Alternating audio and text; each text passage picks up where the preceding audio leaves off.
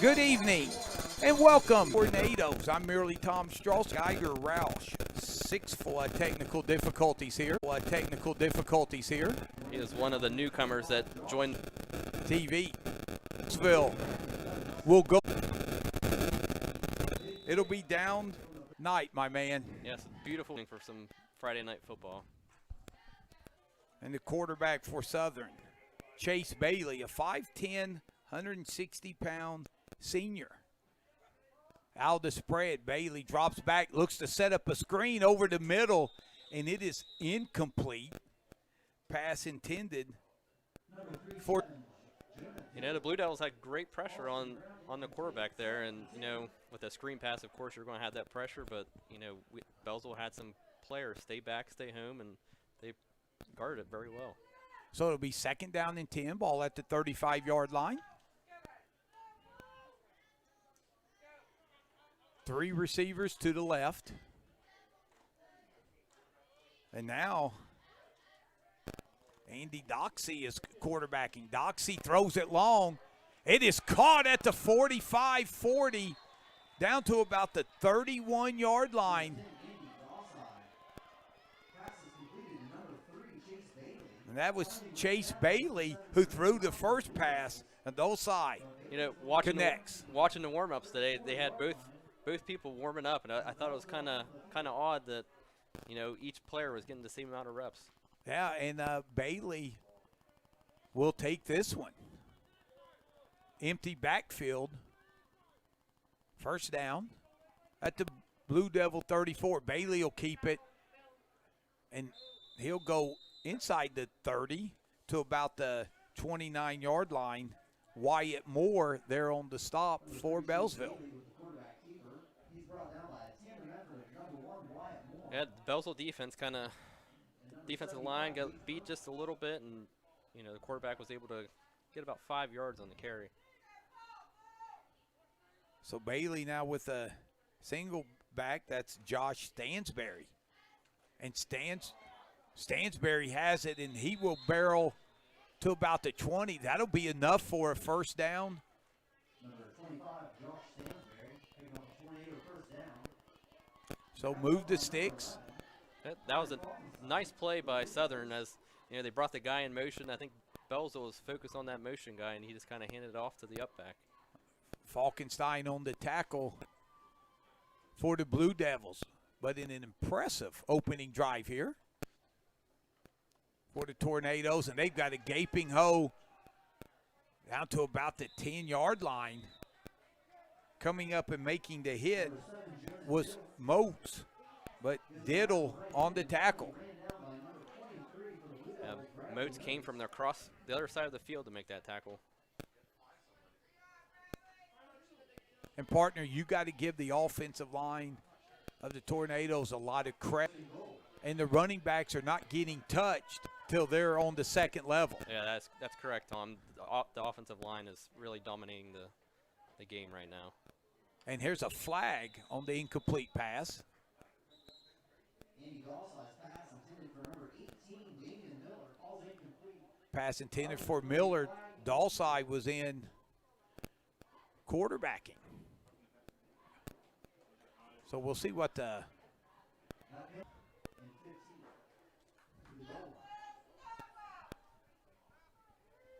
so it'll be first down and goal at the 15. Out of the pistol formation. Power eye, and that's Diddle. He gets inside the 10 and will get to about the 6. It looks like the freshman, Tucker Otto for Beallsville, the newcomer on the team, had him in the backfield, but, you know, he was able just to break free from his grasp and be able to take a no gain to a decent gain.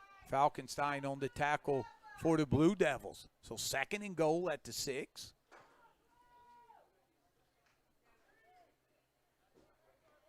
Again, kind of a power eye formation out of the pistol. Bailey will quarterback, and he'll bounce outside, turn it up, and he is into the end zone for the touchdown. Southern on the board first.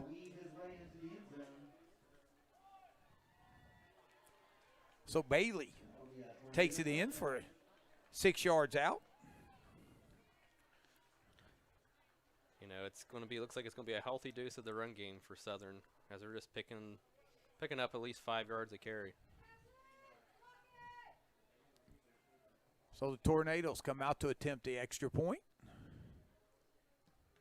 And the kick is blocked. And looks like it was number 1, Wyatt Moore, in on the block. Good call there. So Tornadoes on their opening drive take it down the field and put 6 on the board. 8:01 left, 6-0. Southern with the lead. We'll take a timeout and be right back.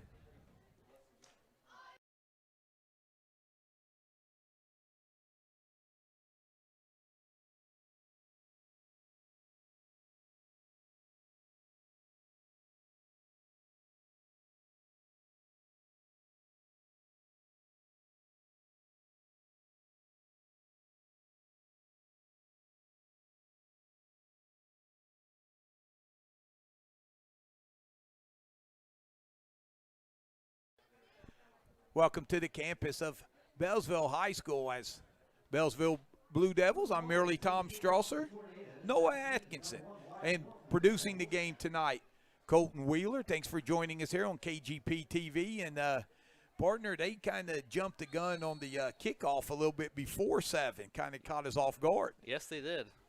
You know, you were still in makeup trying to, getting ready, and I look up and. Yeah, it's going to get my hair just right. There you go.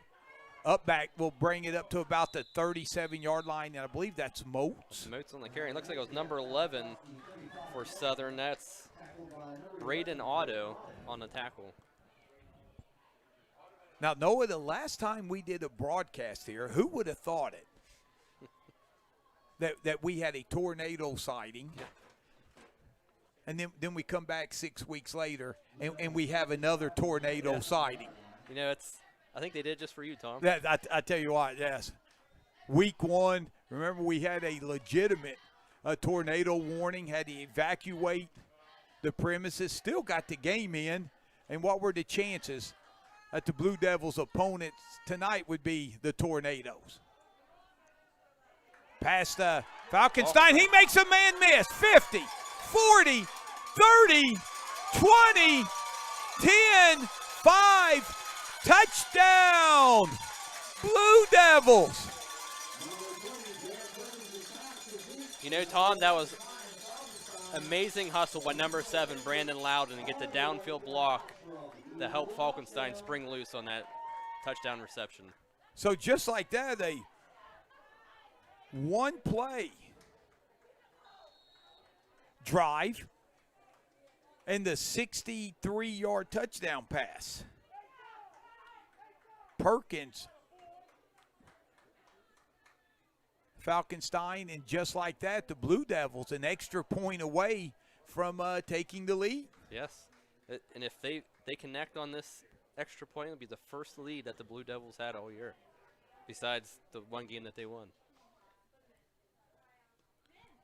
And that's good. And that kick is up, and it's good. So 7:42 left, and the Blue Devils bring the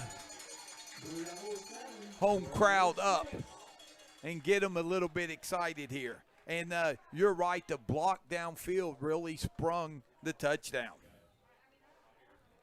Yep, it showed real great hustle by Loudon on that to, not give up on the play thinking that Falkenstein had it made already, but he got in the guy's way and Falkenstein was ready. He was able to cut it to the middle of the field and get in the end zone. So Falkenstein, he will kick off for the Blue Devils. So Coach Dave Wiles has got to be pretty excited after that play. But, partner, it'll be interesting to see what the Blue Devils can do on the defensive side, because the Tornadoes had their way on the last drive that they had. Yeah, Beallsville's defensive line is really going to have to tighten up and to get off their blocks to, get a few stops in the backfield. Bailey's the back man, but it will not get to him. We fielded at the 30. 40. And Moore will drop them at about the 42. And that was number 21, Derek Griffith, fielding the kick. Yeah, I wonder if Griffith, the way he fielded that kickoff, if he doesn't play a little shortstop, because that was a short hop, and he handled that pretty smooth. Yeah, he was able to scoop it right off the field.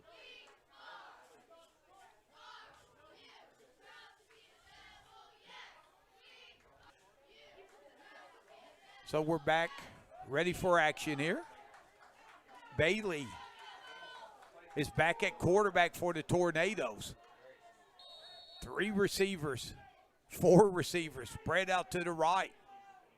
Now man coming in motion. That will be Shane, and he has it. And he's got running room across midfield and down to the 42-yard line before, I believe, Moore comes up with the tackle. If Wyatt Moore didn't make that tackle, that would have been another touchdown for Southern. Yeah, Blake Shane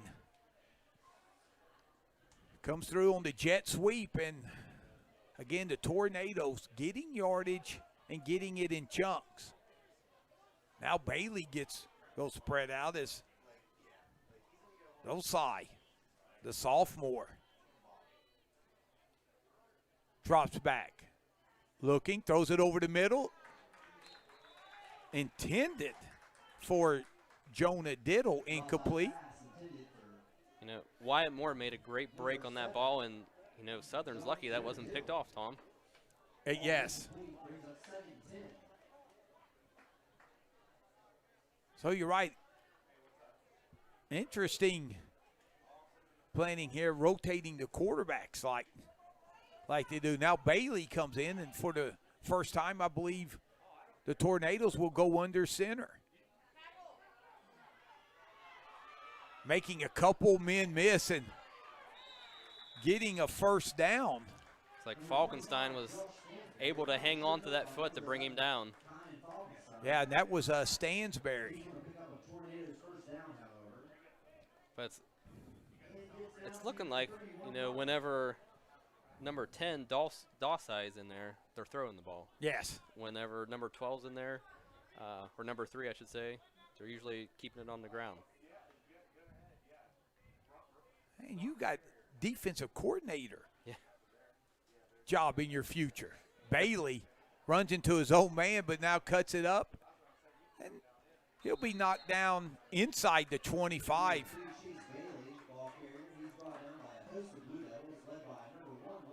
Again, Wyatt Moore leading a host of Blue Devil tacklers there. But now be second down and call it about 3. And it looks like we got Dawsai back in at quarterback for Southern. Allside drops back, throws it out. Coming up, Falkenstein to drop the receiver right there, and that was Blake Shane. That was a great reaction by Falkenstein. He was able to get off the block and hurry up and get on the receiver after he caught the ball to stop him for a short gain.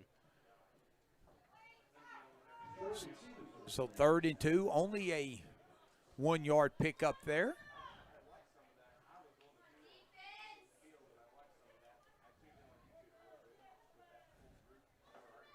Bailey has Diddle. And Stansberry in the backfield. Attention. Bailey tackled by Falkenstein. We'll see where they mark it. I think he'll have the first down. Yeah, that was a perfect opportunity for Beallsville to kind of key in on that mistake, but Southern was able to make a broken play into something positive. Yeah, now Southern going quickly here. That's Diddle. He'll drag a tackler to about the 15. It looks like it was number 6 for Beallsville, Cade Bell, on the tackle. 7, Jonah Diddle, ball carrier. He's brought down by number 6, Cade Bell, number 55, Tucker Otto for the Blue Devils. So under 5 minutes here in the first quarter. Thanks for joining us here on KGP TV.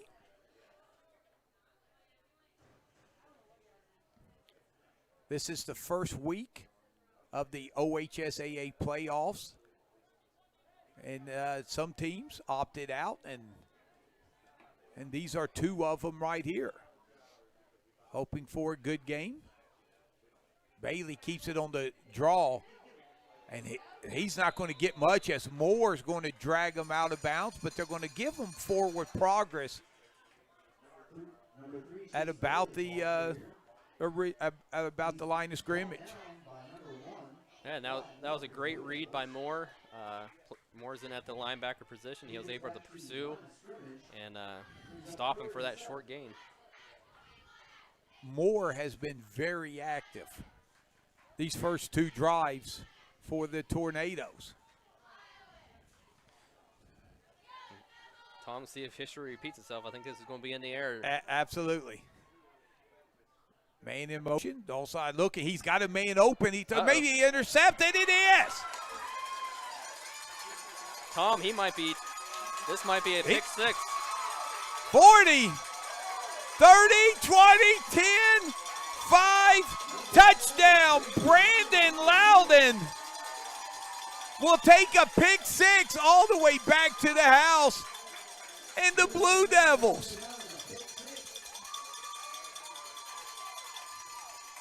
have electrified their crowd.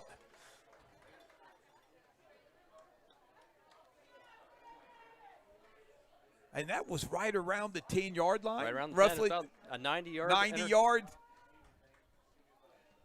90-yard pick six.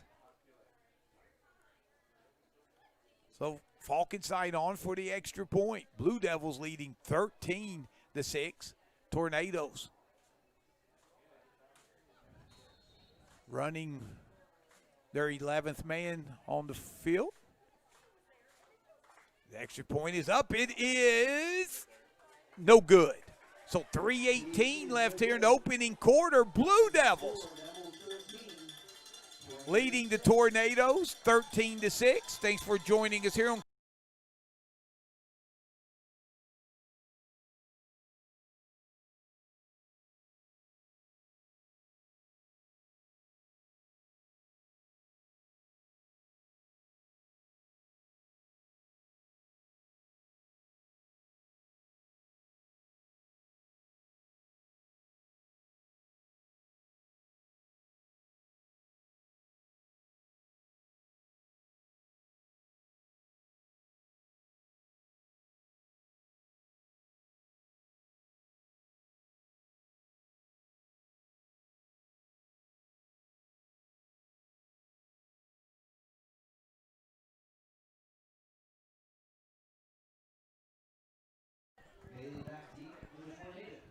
Welcome back to Beallsville High School. And Beallsville, courtesy of a 67-yard touchdown pass, Perkins to Falkenstein. An onside kick, and the Blue Devils have it. Wyatt Moore on the recovery for the Beallsville Blue Devils. And a nice onside kick.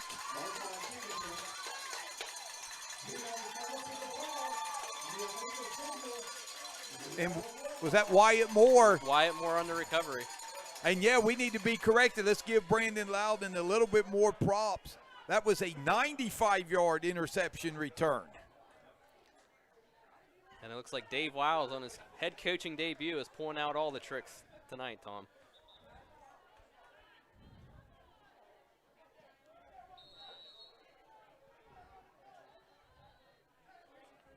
So Blue Devils leading by 7. Moore comes in motion. Jet sweep. He'll take it around the right end. Can he turn the corner? Wow, he does. That play had disaster written all over it, but Moore. Seems like Moore kind of kicked it into an extra gear to get around that corner. Yeah, now he was about 2 yards short, but they're going to say he stepped out of bounds back at the 41, so a gain of 3.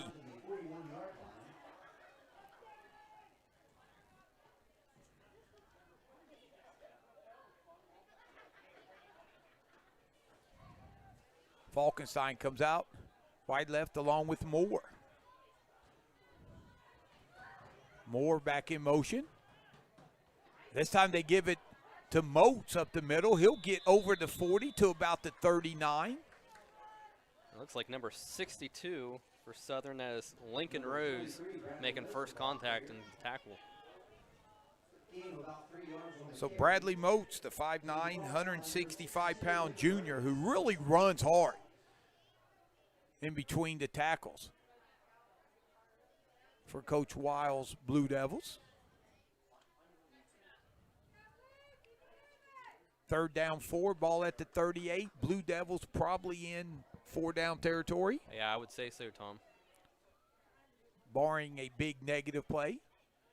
Power I formation. Moore. I think Moore gave it a little extra effort there at the end, and I think he is able to get past the first down marker. Yes, he needed 4, and he got about 4.5. So as we're nearing the 2-minute mark here in the first quarter. Blue Devils. This looks like a new team since the last time we were together doing a game, Tom. Yes. It looks like a totally different Beallsville team. It's a new team, a new night, a new everything. That was a night to remember, that's for sure. Tornado warning, flood warning, we've seen it all. Moats breaks it to the outside, but he's going to be dropped. And it looks like it was Logan Hensler, number 4 for Southern, to make first contact to kind of slow him down and able to get the help from his teammates to stop him for the loss.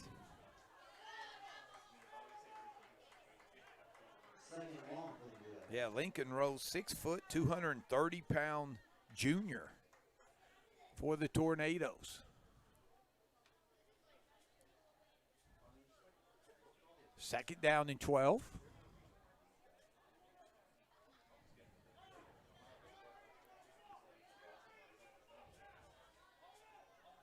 Perkins again under center. Power I formation to the right. Perkins steps back, throws it long. He's got a man. It's caught. Loudon. Touchdown, Blue Devils.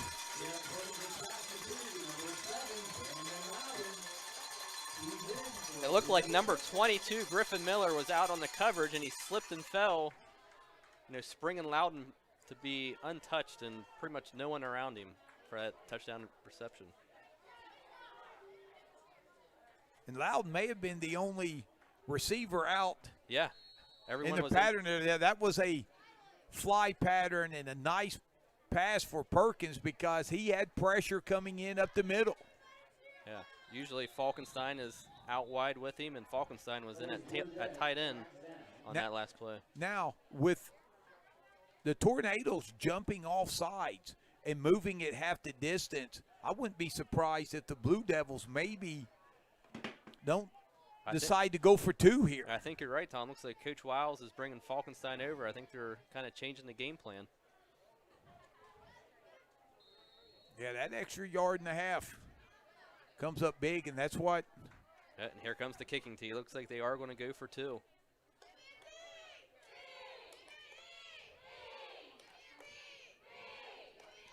So Tornadoes, they have to be shocked.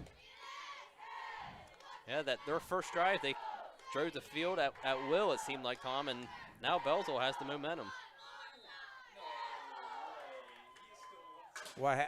Timeout. Timeout for the Tornadoes. We'll keep it here.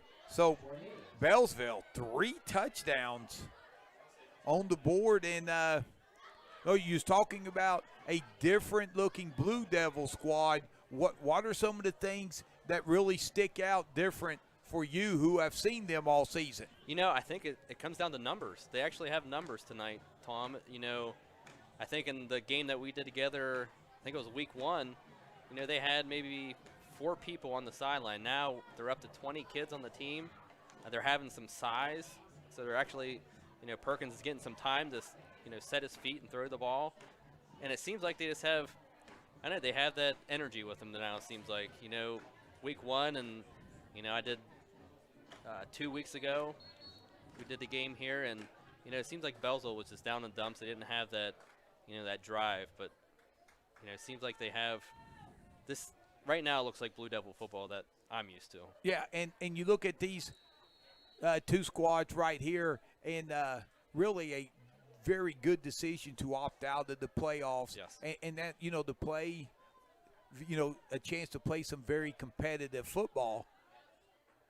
And the Blue Devils making the most of it here, but it's early.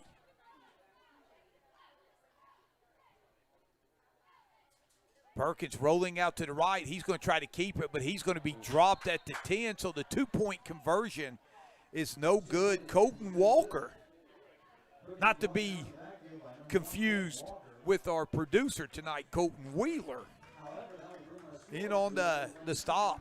So 45 seconds left here in the opening quarter. Beallsville up now. Had that for a two-point conversion, but as soon as he got the snap, he ran into the up back and kind of just stumbled and threw him off his track. So I think Beallsville just needs to get over these little small mistakes, and it could be a little bit more points on the board for him. Yeah, now the Tornadoes, when you look on their side of the football, Noah, they've been able to run the ball. They have struggled passing the ball, and we'll see what they elect to do this third possession. Yeah, I was kind of shocked to see that they elected to pass on that interception. So, like I said, we'll be curious to see how it's going to go from now on. Man, how about Wyatt Moore in on another tackle for the Blue Devils? And that was Derek Griffith receiving the kickoff for the Tornadoes. He just gets away from Wyatt Moore and quickly met by number 6, Keith Bell. So Bailey's going to come in and quarterback for the Tornadoes.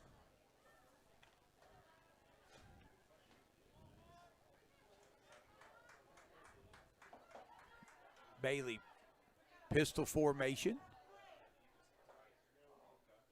He'll keep it up, and again, he's got running room, and he's in the secondary. 40, 30, 20, 10, 5, touchdown, Tornadoes, and wow.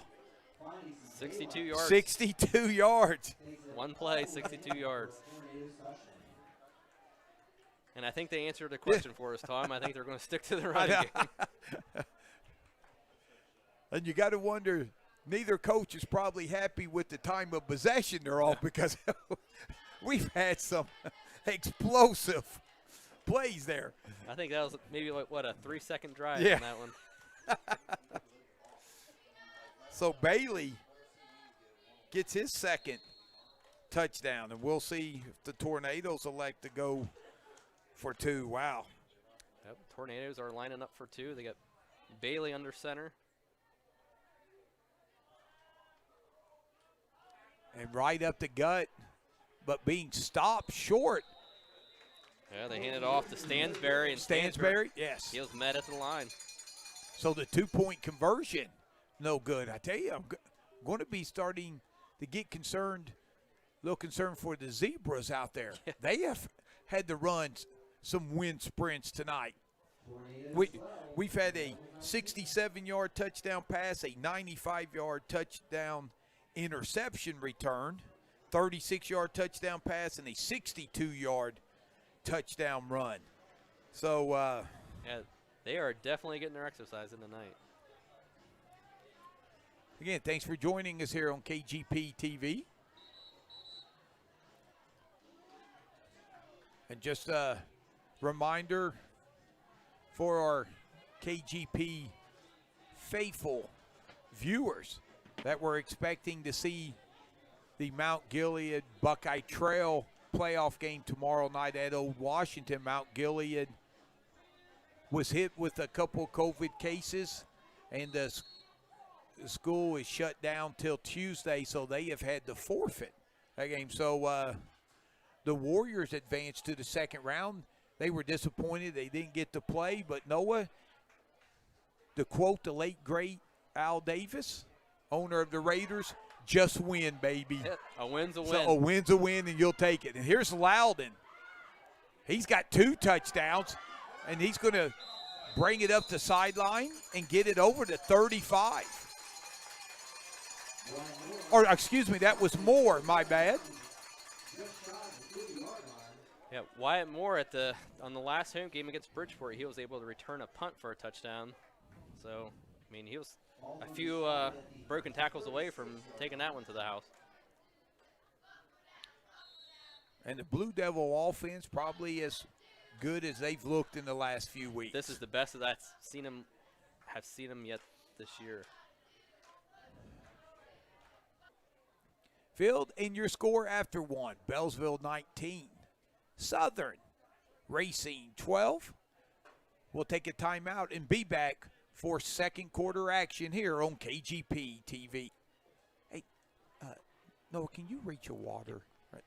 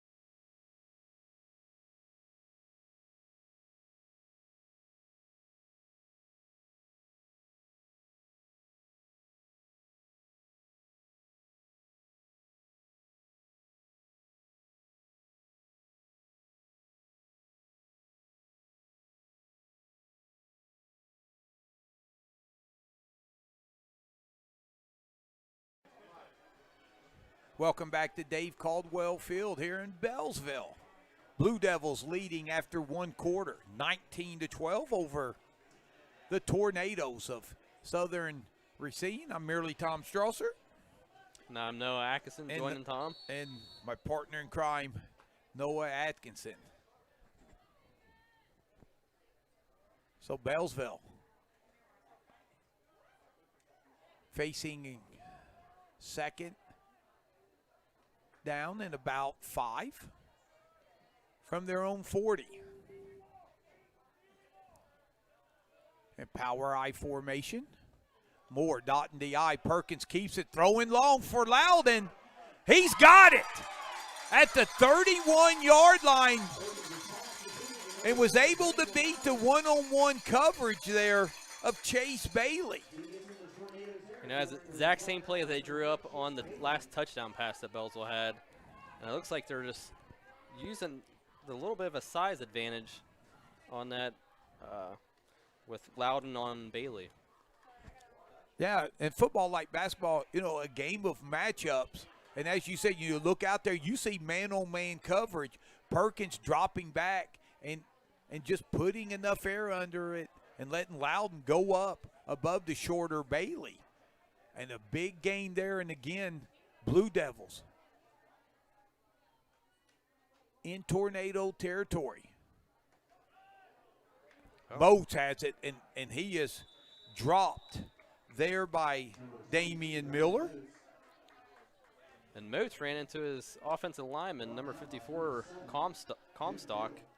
And I think I kind of slowed him up and helped Southern get the tackle.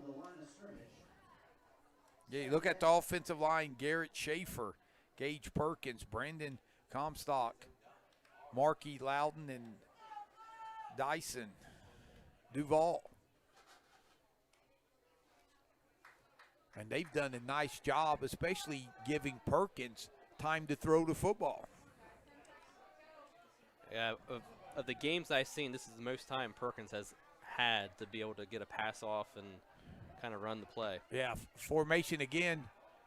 Perkins throws over the middle, and that one is nearly intercepted, intended for the tight end, Falkenstein.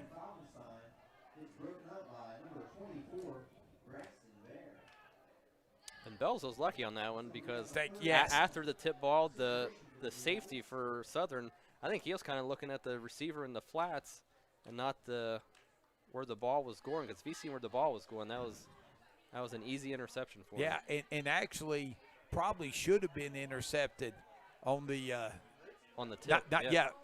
on the initial tip as it went through. I believe that was Griffin Miller's hands.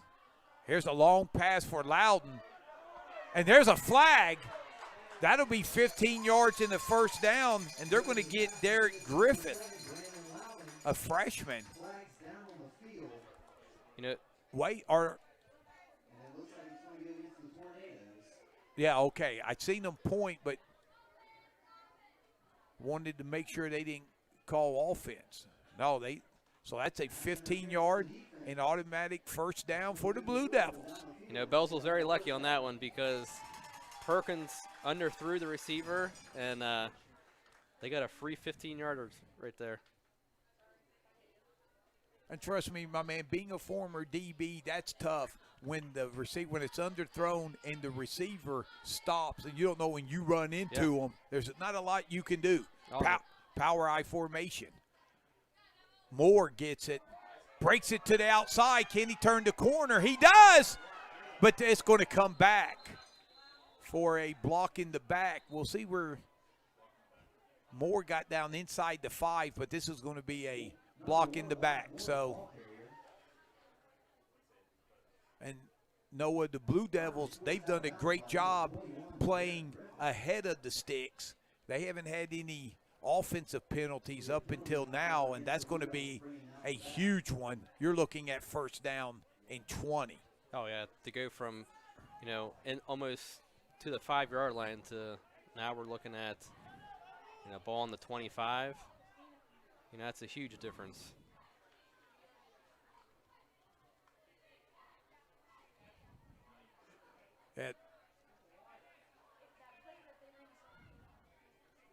So first down and 20. Perkins under pressure, and he's going to be dropped at the 38-yard line. That was number 18, Damian Miller, and he read that play perfectly because as soon as Perkins kind of turned around, he was met by Miller in the backfield. Yeah, Perkins, Blue Devils go play action, and when you do that, the quarterback has his back to the defense. And you're right, Miller wasn't biting on any fake handoffs. He went right for the quarterback, and Perkins got dropped. And now we'll call this second down in Jerusalem. Yes. Whew, 33. Second and 33. Perkins hit as he throws. This one's intercepted, and it's going to be gone. 40, 30, taking this back to the house, Derek Griffith. And Tom, we got a flag on the play. So I wonder if this is going to be against Racine Southern, or that kind of looks like where Perkins threw the ball. So I wonder if they're maybe getting a late hit penalty, or if this is going to be against the Blue Devils offense. Well, he got hit when he threw the ball, so I don't know what the call could be.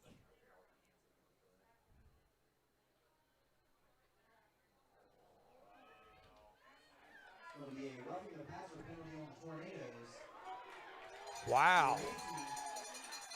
If you're Beallsville, you take that. We're looking at the at the replay, and the reason it was intercepted, Perkins got hit throwing the football. So that is a 15-yard penalty, and the coach of the Tornadoes, he is not happy. And I think that's rightfully so, Tom, because like you've been saying, he got hit when he threw that's the why ball. the ball was intercepted. Yeah, Perkins had the ball in his hands and was throwing it when he got hit. That one is shocking, and wow, what a big play that was. Now with the 15-yard penalty, it's not an automatic first down like it is on Sundays yes. and even Saturdays. It's just because when you had Yeah, we went second and 33, you had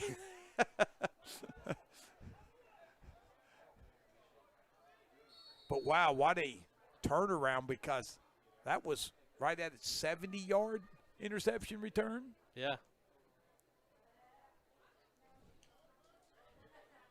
Scope Wheeler giving us some great action shots there, but that was a tough break for the visiting Tornadoes.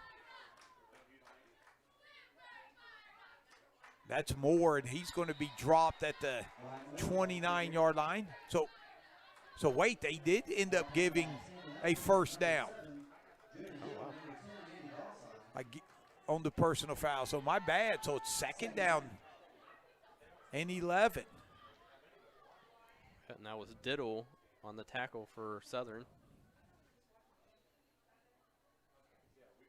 So Derek Griffith, who had the unfortunate pass interference, which was pass interference, but, you know, on the underthrow for the freshman, and then it just gets worse for him as nullifies a 70-plus yard interception return to the house, and Perkins goes down. And that was Woo! number 62, and that's Lincoln Rose. And I think he was untouched because Perkins. Noah, I'm glad you got the license plate of that truck that comes shooting up the middle. And you're right, they're starting to tee off when they're anticipating a pass right there. So third down.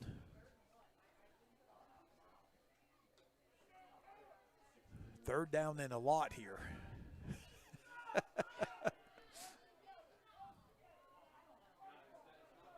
And Loudon and Beallsville will get the timeout just as the play clock was running out.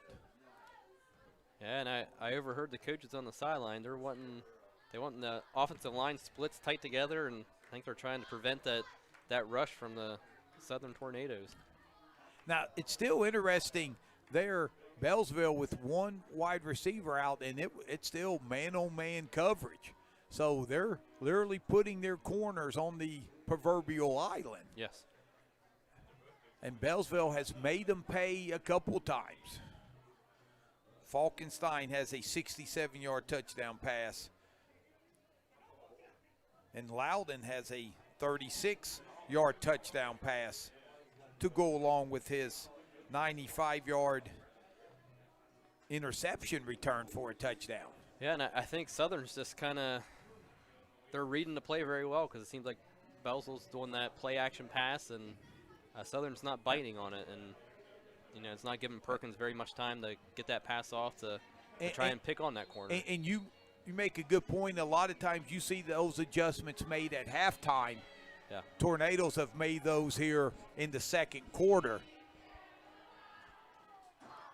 And we'll see Loudon, again, a very tight formation. Yeah, Let's see if the safety gives help over the top. Perkins under pressure, throws it long, and there's a triple team. And pass intended for Loudon. Griffith knocks it down, but he had help. Yes, he did. There's three of them there, and you know Perkins again was under pressure, and I think that pressure is forcing him to underthrow the receiver because that was underthrown again. Yeah, and for Southern, Griffith, if you know you have help over the top, you can kind of be a little bit more aggressive right there. But even all of that being said, Loudon nearly came up with the catch. It had to be pulled out of his grasp there. So fourth down, 16 now. Beallsville spreading them out. Yes. And there's a play clock is run down, so that's a delay of game. So that's going to mark the ball back to the roughly the 36-yard line.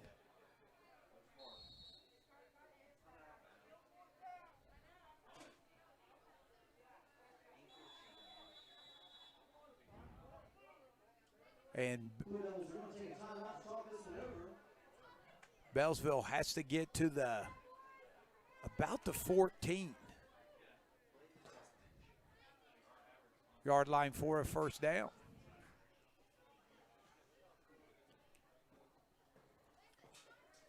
So Beallsville taking a timeout right here.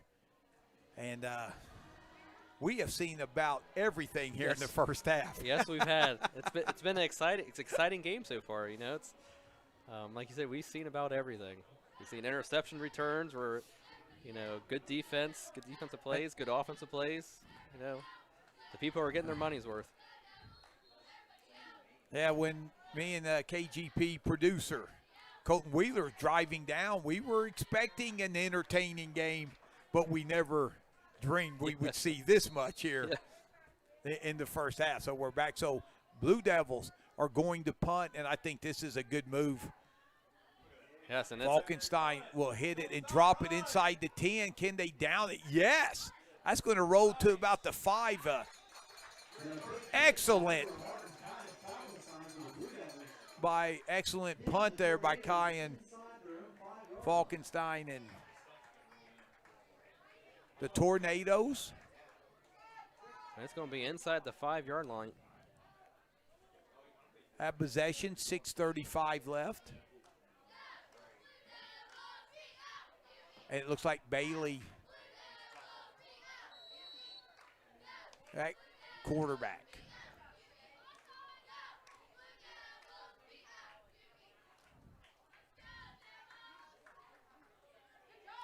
You know, that was a nice defensive stand by Beallsville there. Yes. The linebackers read it well. They filled the holes. I don't think they could have played it any better right there. Yeah, Moore and Loudon there on the tackle of Jonah Diddle.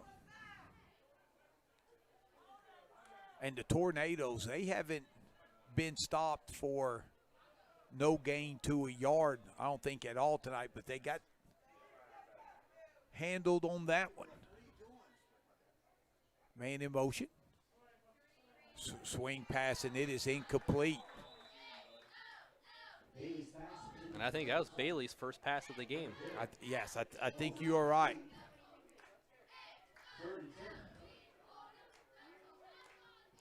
Well, I'm like you, still kind of a little surprised the Tornadoes didn't try say, hey, let's see if we can get 10 yards in 3 downs running the football, because they've been able to success. pretty much run it at will against the Beallsville defense so far in the game tonight. So I'm, like you said, kind of shocked that they elected to throw. Bailey, man comes in motion. He'll keep it rolling. He's got a man wide open down the field, and it's caught. 40, 50, Loudon will bring him down at about the 45. Damian Miller on the reception. You know, and I think Beallsville was expecting that run because they didn't see number 10 in there for their throwing quarterback, and I think they were caught off guard with Bailey throwing the pass. Yeah, and with going trips right, 2 receivers went down and ran out, and Miller just slipped right down the field, and no one seen him. Bailey now has it, and he'll be dropped at the 40. That's number 1, Wyatt Moore on the tackle. Ball carrier ran down by number 1, Wyatt Moore for the Blue Devils. Gain of about 5. Boy, has Moore been active for the Blue Devil defense. So the ball at the 40, 2nd and 5. So that pass from the 5, that was a 55 or a 50-yard completion. Bailey to Miller, and that was huge. And that's Doxey in that quarterback. And he's throwing long. Ball is incomplete. Falkenstein almost had the interception there just off his fingertips. For number 3, Chase Bailey. Broken up on number 11, Kyan Falkenstein for the Blue Devils. And you got to think, not a bad look to go long, 3rd and 5. You got to think the Tornadoes saying, hey, we've got 2 downs to try to get these 5 yards here. But that was a pretty nice looking pass thrown down the middle. Yes, it was. I mean, he had the receiver, but Just overthrew him, and Falkenstein was back deep and able to get a hand on it. Stansberry and Diddle. Formation, and Diddle has it. He gets hit. He'll be dropped short. First down. That's Guess who? Wyatt Moore on the tackle. So a gain of 3. And I would be shocked if, Southern elects to punt the ball here with only 2 yards to go for the first down. And with their running game, I think they should be able to pick up that 2 yards. But I tell you, Dockside has come back into the game. And they're going to have to take a timeout here to think about it. 4th down and 2. And a big play right here, 4:08 remaining. If the Blue Devils can come up with a stop here, they have excellent field position. Yeah. And I think Beallsville needs this stop. We're 4 minutes to go until halftime. I think if they get this stop, they had the momentum going into halftime if they're able to, take this to the end of the quarter.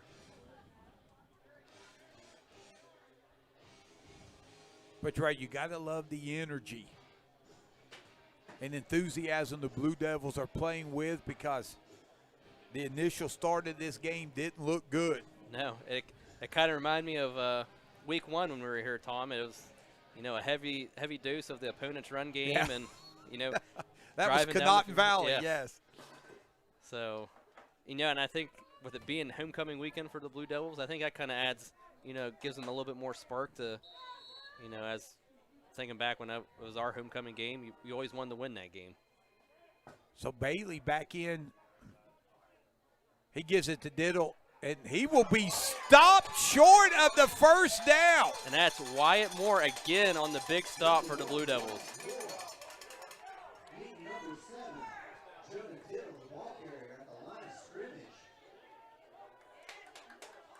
Now, yeah, that should, yeah. I was having a Tom Brady moment there. I was wondering why they were just putting 4th down up. Yeah. Yeah.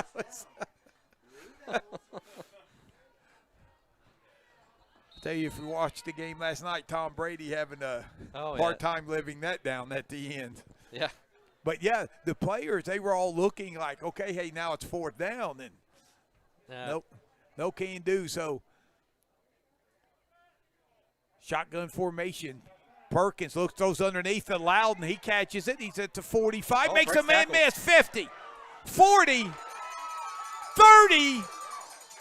And he'll be dropped at the 24. What a game Brandon Loudon is having. Wow. And that was Braxton Bear, number 24 for Southern, making the touchdown-saving tackle. Brandon Loudon, he was just shedding the tackles left and right. It was stiff arm after stiff arm. And you got to love the play design there. Beallsville sent Falkenstein on the fly pattern, and then Loudon curled right underneath him. It cleared it out, made it one-on-one, and Loudon has been able to make the first initial defender miss. Perkins in trouble. Turns the corner and will get back to about the original line of scrimmage. Yeah, and I think that might have been a broken play, Tom. They had Moore in motion, and I don't know if they kind of a mishandle on the handoff to Moore or what, but Perkins seemed a little confused. Yeah, Bear and Stansberry on the tackle for the Tornadoes. Beallsville with a 7-point lead, under 3 minutes left. Moore comes in motion. Perkins looking long. The Falkenstein, and it's going to be incomplete.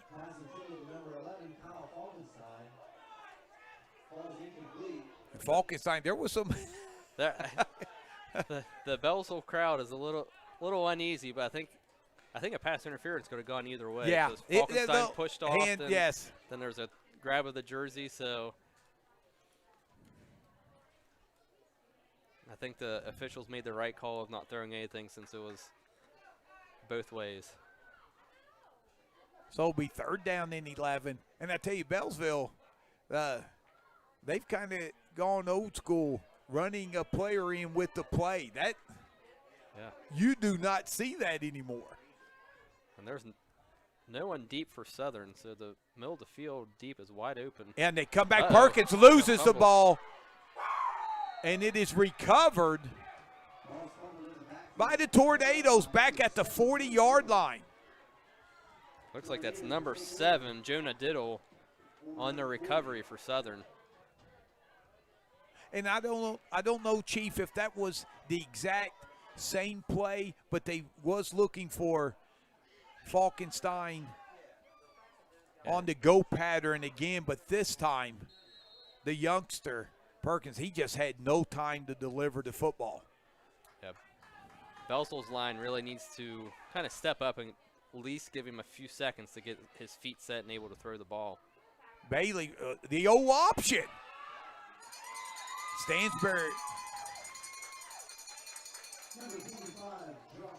Stansbury gets it.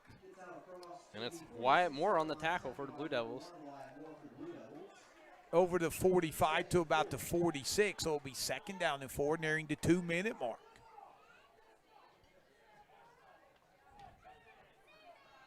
Each team with 1 timeout. Power I formation. Diddle has it. He'll get over midfield. That will stop the clock while they move the chains. That was Cade Bell, on the tackle for the Blue Devils. So 143. Little sugar huddle for the Tornadoes, and they're back at the line. 3 receivers to the left. Looking for the swing pass, and that's incomplete. And maybe a good thing for the Tornadoes. Yeah, you're right, because there's probably about 4 Beallsville defenders right there ready to make the tackle. Yeah, if Stansbury makes that catch, Falkenstein, it came up from the secondary. He was going to plan them not only for a 5-yard loss, but that would keep the clock going. And it looks like they're bringing in Doxy in, so I think we could more than likely expect a pass here from Southern. You're right.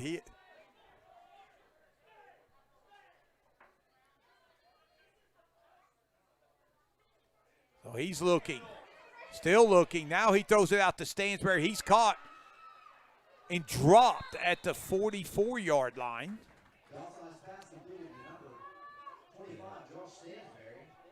Like number 69, Dyson Duvall, had some pressure on Doxy, but that was a perfect opportunity for Falkenstein to kind of make a big hit there. But it looks like he just kind of shuffled his feet a little bit before going in for the tackle. Yeah, and now 3rd down and 6, but we're under a minute. We go. Bailey's going to keep it, and he's going to get the 1st down and then some. As he's in the secondary 25-yard line, 18-yard pickup. That's Falkenstein making the touchdown-saving tackle. Tornadoes, they do a great job. They're ready to go. Here's the ball is set.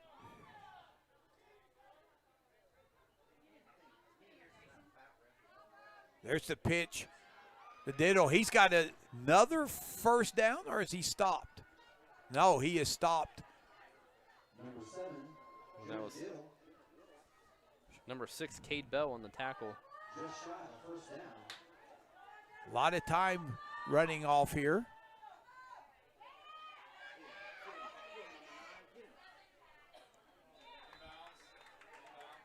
Looks like that was number 7 on the tackle, Loudon. Yeah, and you didn't know if Bailey was going to be able to turn the corner there and get the 1st down, which would stop the clock, and he was able to do that. So now The Tornadoes take their last timeout, and they'll have first and goal at the 9.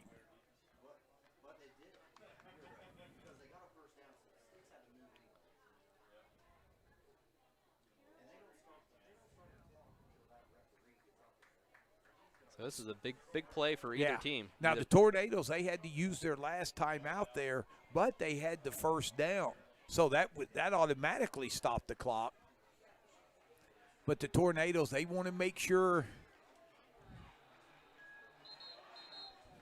that whatever play here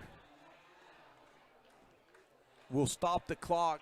You got to think pass, maybe. I think they're going to have Bailey at quarterback, and kind of like that little fake that they had for the big touchdown or the big pass that he had. I think we should expect that, because I think Beallsville is going to key in on Bailey on the run. Yeah, but only 17 seconds. So you'll think they'll look for the end zone. He's going to run, and he will get there. Touchdown. And wow, Bailey was looking for his tight end and found some running room and made a good decision knowing he could get to the pylon. Yeah, no, I think that was just a great athletic play by Bailey, able to reach across while he was heading out of bounds. He was able to get the ball in front of the pylon and in the end zone. And you like the way they get him out on the perimeter and the way he can run the football. Yeah, I mean, he's a hard runner. He's fast. So they're really using his talents wisely tonight. And that's his third touchdown, going for 2. And it is no good. So Beallsville holds on to the 19 to now 18 lead. But Chase Bailey, what has he done? A 6-yard touchdown run. And then a 62-yard touchdown run, and now a 9-yard touchdown run. But the 2-point conversion, no good. And Beallsville with a chance to get to the locker room with a 1-point lead.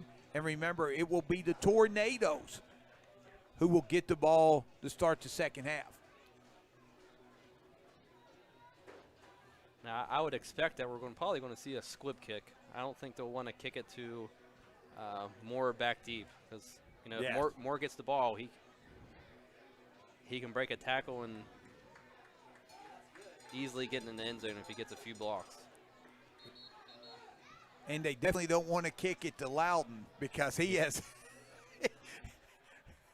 he has burned them on both sides of the football. Yeah, I think if that ball gets in Moore or Loudon's hands, there's a possibility for Beallsville to take it deep. So 8.9 seconds. Thanks for joining us here on KGP TV. And there's the squib kick. It's going to go to Loudon. He picks it up at the 25, and he's going to be he shed a couple of tacklers. And there'll be 0.8 of a second left up to the 44-yard line. But Loudon, he has been a load to bring down. The 6'2", 175-pound junior for the Beallsville Blue Devils. I mean, he has quick feet, and he's shifty. And I think that's what you want in your receiver. And I think if he would have cut that more towards the middle, Tom, he might have had more of an opportunity to get a few more yards, maybe even get past the 50-yard line. So we'll see what the Blue Devils elect to do. They may take a shot. And it's hard to believe, Perkins, you forget he's only a freshman, because he has been very decisive where to throw the football. He'll take the knee, and that will end a very entertaining first half here at Dave Caldwell Field, the campus of Beallsville High School. Your score at the half: Beallsville 19, Southern 18. Tell you what we'll do. We will take a timeout. I do not believe we have a band performance tonight, so we'll take a timeout and enjoy some of the fine pizza and hospitality. I would I'd feel just absolutely horrible if Casey Tosta provided us pizza and then we didn't eat any. Yeah. So Pizza coming from the Beallsville Diner just downtown here. Beallsville Diner, yeah. So we'll take one for the team and get a couple of pieces and come back and get you ready for second half action here. 19-18, Blue Devils with the lead. We'll be back after this timeout.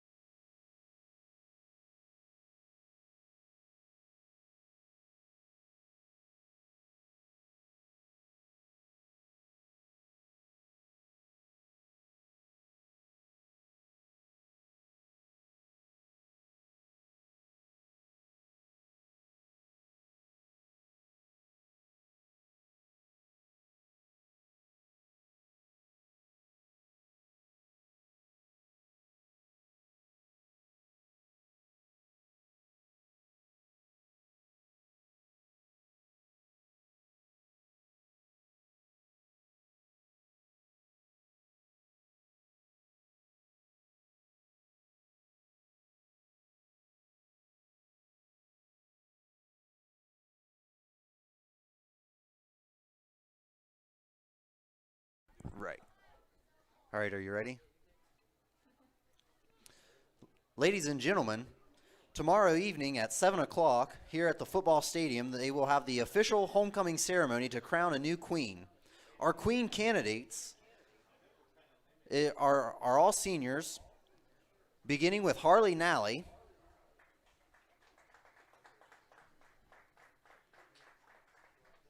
Destin Otto,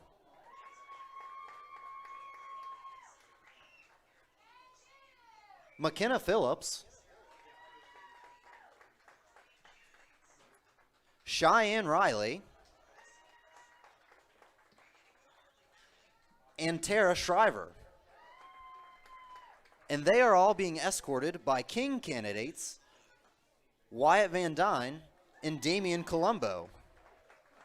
Also King candidates are Wyatt Moore, Garrett Schaefer, and Kyan Falkenstein, and they are all on the football team. We wish all of our Queen candidates good luck, and we will find out the results of who the 2020 Beallsville Queen is tomorrow evening at 7 o'clock. Good luck, ladies.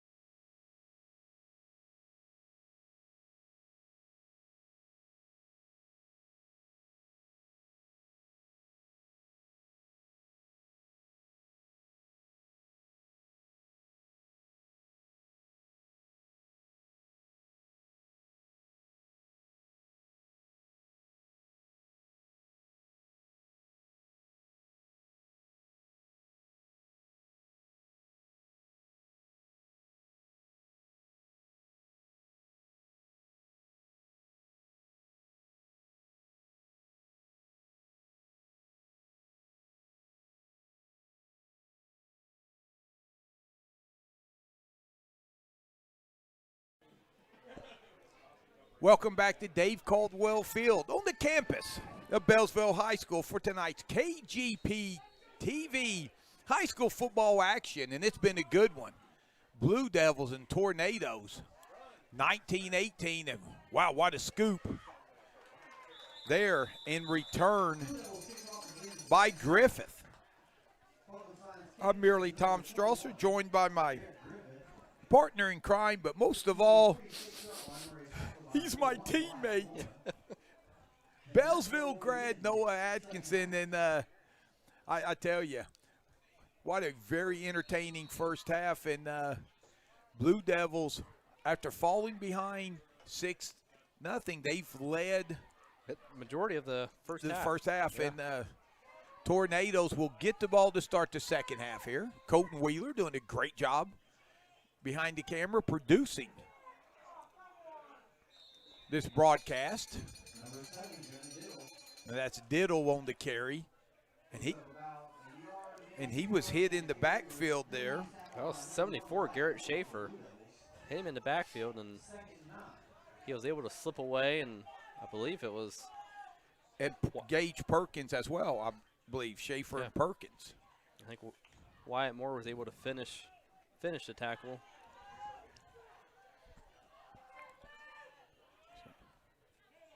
Now, I formation. Diddle, and he is hit hard by Bell. Yeah, number 6, Cade Bell. 5'7", 150-pound junior. Third down and about 5 yards to go for the Tornadoes. And you talked extensively in the first half, the Tornadoes' ability to run the ball. It looks like they're trying to establish that here. First 3 plays. Again, high formation, 3rd down and 5. Perkins is going to keep it. He's going to get the first down and then some. I mean, Bailey, that is. Looks like Moats was there on the stop. First down for number 3, Chase Bailey. Gets down to the 32-yard line. And you knew when Chase Bailey rolled out again the option to pass or run, and you knew he was immediately going to tuck it there and get the first down. Looks like Doxy's back in at quarterback. Yeah, and he's going to drop back. He's got time over the middle. Oh. It's intercepted. That's number 20, Garrett Perkins. And Perkins brings it up to the 44, and he just baited. Doxy was throwing the ball intended for Bailey, and Perkins just baited the throw over the middle and picks off the pass.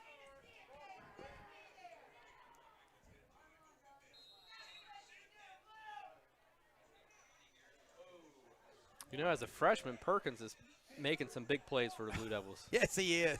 I mean, you're asking a lot of a freshman that's coming in to initially play high school football, and he's having a heck of a game. Yeah, and initially, remember, you go back to the first game of the season, he was starting tight end. Yes. Perkins throws it, and the ball is knocked down. Number 77 had his hands up on it, Kiger Roush. And that's a 6'4", 300-pound defensive lineman. With big mitts. Yes, yes.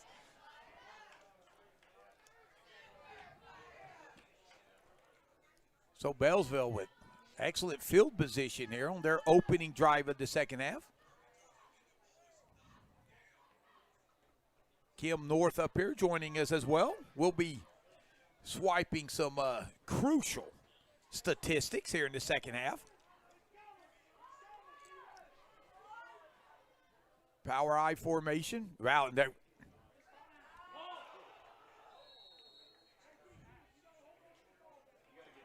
and Perkins got rid of the ball to Moore, and that was a little dangerous. Yeah, Southern really packed the line on that one. They were bringing the house. And Noah, you picked that up soon. This formation really gave the Tornadoes problems early, but now every time Beallsville goes to it, they're up in the A gap. That's between the center and the guards, and they are blitzing and shooting. they are. And Perkins has no play. And look, they're stacking. They are coming, bringing the house here. 3rd down and 10. And Perkins was hit as soon as he got the snap off. As soon as that ball hit his hand, he was getting hit by a Southern defender. Yeah, so it'll be 4th down. This will force a punt. Yeah, that may force Beallsville out of that formation. Remember, Perkins has hit a couple of big pass plays out of that. But the Tornadoes, nice adjustment by them. Stansberry came in looking for the block it. Bailey makes one. No, he does not make Loudon miss, as he's dropped at the 18-yard line. That was a nice punt by Kion Falkenstein for the Blue Devils. Chase Bailey recovers the ball, but he's quickly covered up by number 1, Wyatt Moore, and number 7, Brandon. Yeah, that was Stansberry who came in to try to block it for the Tornadoes. So it'll be 1st down and 10. They're going to stop Bailey's forward progress just inside the 20 at the 19. Bailey, 10 carries, 131 yards, and 2 touchdowns thus far. And this run will get up to the 30. This will be a 1st down. That's number 26, Adam Gavea, in on a tackle for the Blue Devils. Yeah, that was Shane on the jet sweep.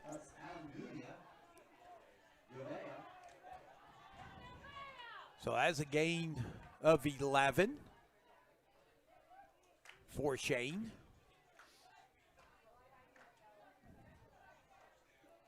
I imagine Southern's going to have a heavy dose of running the ball in this second half to kind of run the clock and control the possessions. Shane again in motion. This time Bailey keeps it. He's got running room. Turns the corner, 40, 50. He's going to be knocked out of bounds by Perkins.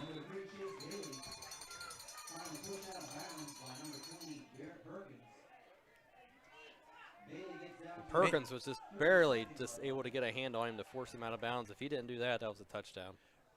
Yeah, and that's just 2 different plays ran out of the same formation. Yes. First time he handed off to Shane. This time he faked a handoff and kept it. I tell you, Bailey, he does a lot of nice things with the football in his hands. He gave it to the fullback, Stansberry, and Schaefer, number 74 for the Blue Devils, met him in the backfield. Duval there as well.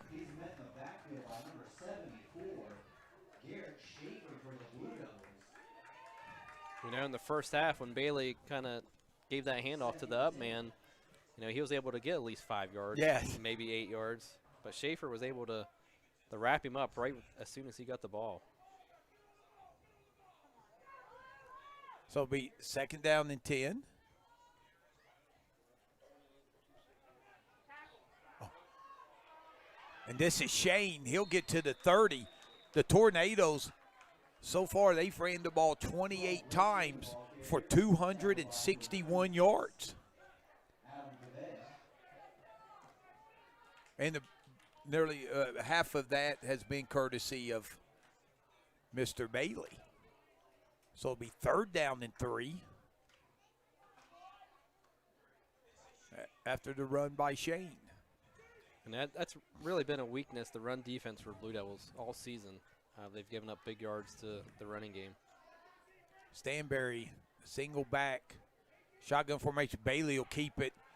Quarterback draw, 1st down and then some. 20, 10, 5, touchdown Tornadoes. And with the 30-yard touchdown run, that is the 4th Chase Bailey touchdown. And the Tornadoes have reclaimed the lead.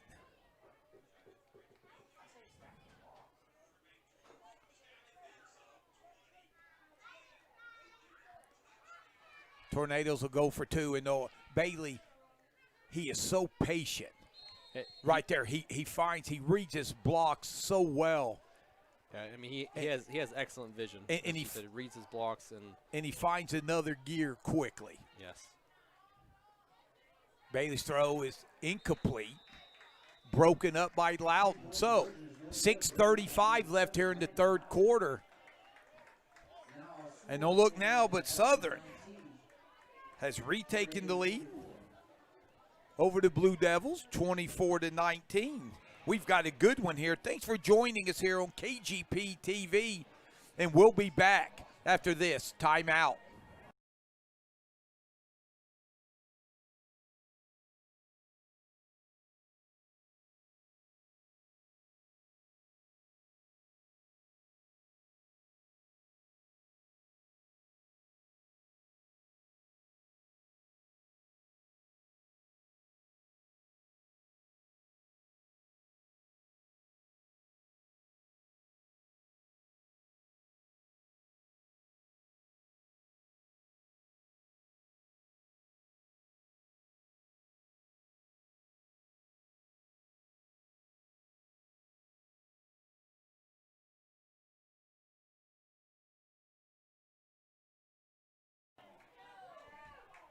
Welcome back to Dave Caldwell Field, campus of Beallsville High School. There's the kick. Loudon will field it at the 15. And he will be hit by a host of Southern players. Looks like it was number 18 making the initial hit, Damian Miller. Number 18, Damian Miller. Blue Devils set to begin his drive on their own 34-yard line. And Perkins coming out. And on the night, Noah, he's 5 of 10 for 167 yards and 2 touchdowns. And they're going to spread it out here, just as you predicted. And that will loosen the box. That's some Perkins throwing it long. Oh. Kyan Falkenstein had his hands on it, but kind of had a difficult angle to make that catch. But and you know, Bailey was there in coverage, and pretty good coverage, but Bailey at 5'10", Falkenstein at 6'5". yeah, they're trying to use that height advantage like they did against Bailey with Loudon. And again, even though the pass was incomplete, Perkins put it up where only his man had a chance to make a play on it. Yeah, whenever Perkins is getting time and able to set his feet to throw the ball, he's making good throws. That looks like they're going to be coming on the blitz all sides.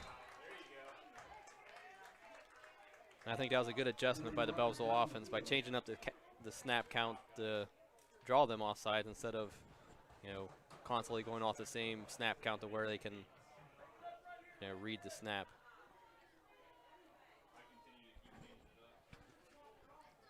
And a shout out to the nice hospitality that we've had up here. Great pizza, cheese sticks from the Beallsville Diner here in downtown Beallsville.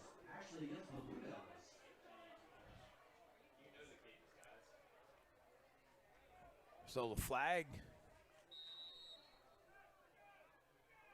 here will back it up. Now so it wasn't all sides. There was a reason Miller jumped, so illegal procedure. So I want to apologize to the Miller family. Pass to Loudon. Oh, he runs through a would-be tackler, and he's down the sideline. 30, and he's going to be out of bounds, yes. Back at the 42-yard line.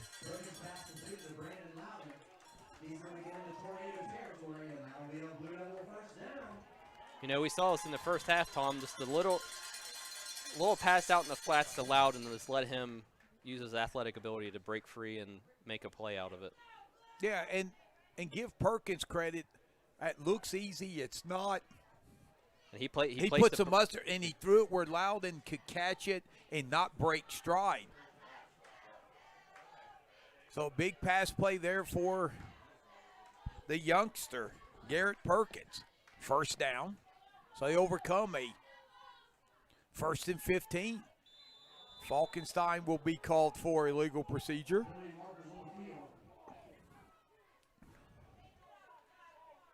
Kind of makes you wonder if they wasn't going long there. You know, I think they were. Kyan was very eager to get down the field and in the secondary of the Southern Racing Tornadoes. We'll try to have to figure out during one of these timeouts just how far of a drive it was for the Tornadoes tonight. Perkins throws it out in the flat. It's tipped again and incomplete. Looks like that was number 3, Bailey, making a tip. Yes, and I think it was number 25 on the second tip, and that was Josh Stansberry. And again, Bailey looked like he had help over the top, so he was able to sit down on the out pattern there. And I think Southern is kind of focusing in on Loudon in the passing game. Moore goes wide right, so Moore, Falkenstein, and Loudon. Trips to the right. Perkins looking that way. Throws it short, and good decision there as Falkenstein double covered. Yeah.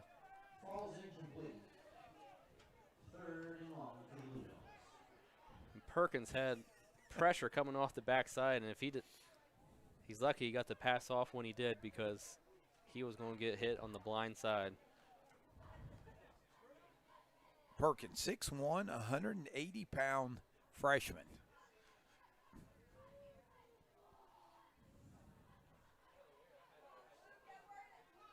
And the kid doesn't have happy feet. He stands in the pocket.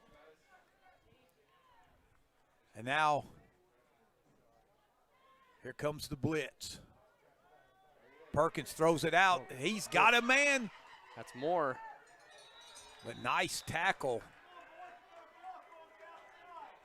by Derek Griffith. Griffith's a freshman. Both teams playing a few freshmen that have stepped up and made big plays. Yeah, Griffith's name has been called many a times on the defensive end. Yeah, it's been a roller coaster. He had the unfortunate pass interference, then had the electrifying 70-yard interception return that was called back. Looks like Beallsville's going for the punt. Falkenstein, there's no.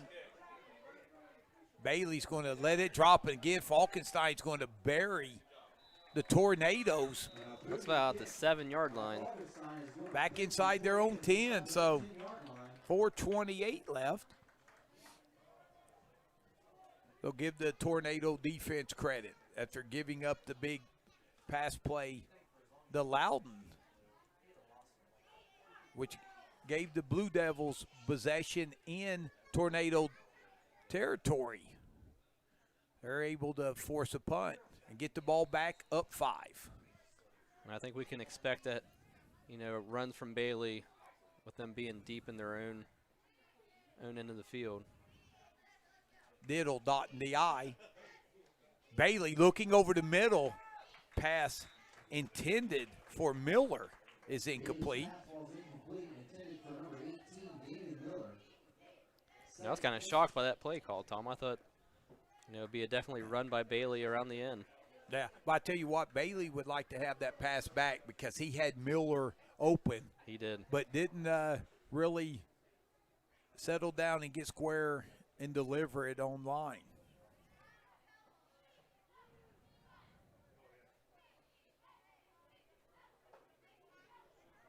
So now 2 receivers to the left, 2 to the right, spreading the Blue Devil. Now, Shane in motion. Miller will keep it. And look it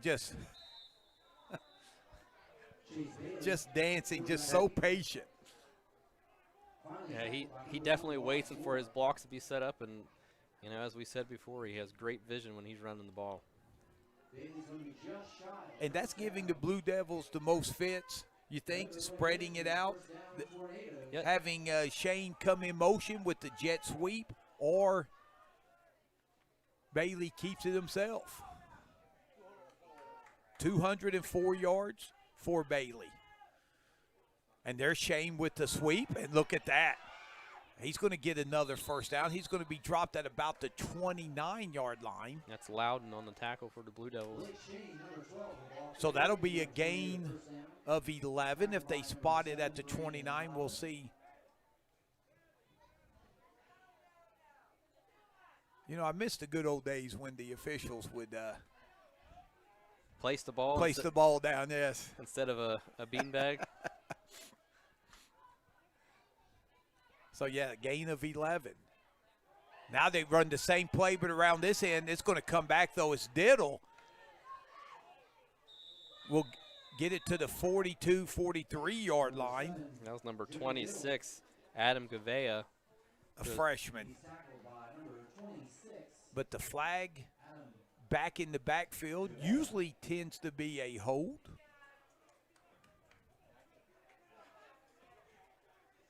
Yeah, Gavea, he laid some lumber there. He did. He's made a few good tackles tonight.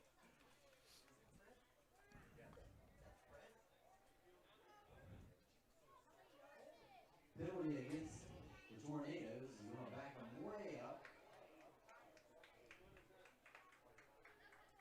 So let's see where they. Back down to their own 15-yard line. So the 15. So they need 24 yards. And look at Bailey. He turns the corner. He's got running room. 40, 50, and more. Runs him out of bounds.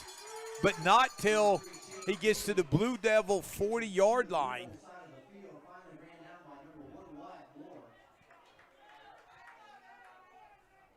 And that's about a 45, 40. Okay, so it'll be a 42-yard run. Looks like Moore is shaking up on the play, too. I think on that tackle, it looked like he rolled up over on his leg. He's going to be 10-2 on the sideline. Shane gets it on that jet sweep, and he's in the secondary. He's going to be tackled, wrapped up at about the 31-yard line. That's Moats on the tackle. And Tom, you said it perfect. When they spread you out, and they found something, yeah. They spread you out, then they either that jet sweep or Bailey keeps it, and that's, like you said, it's giving fits for the Beallsville defense. And give the Tornado coaching staff credit. They're staying with this now.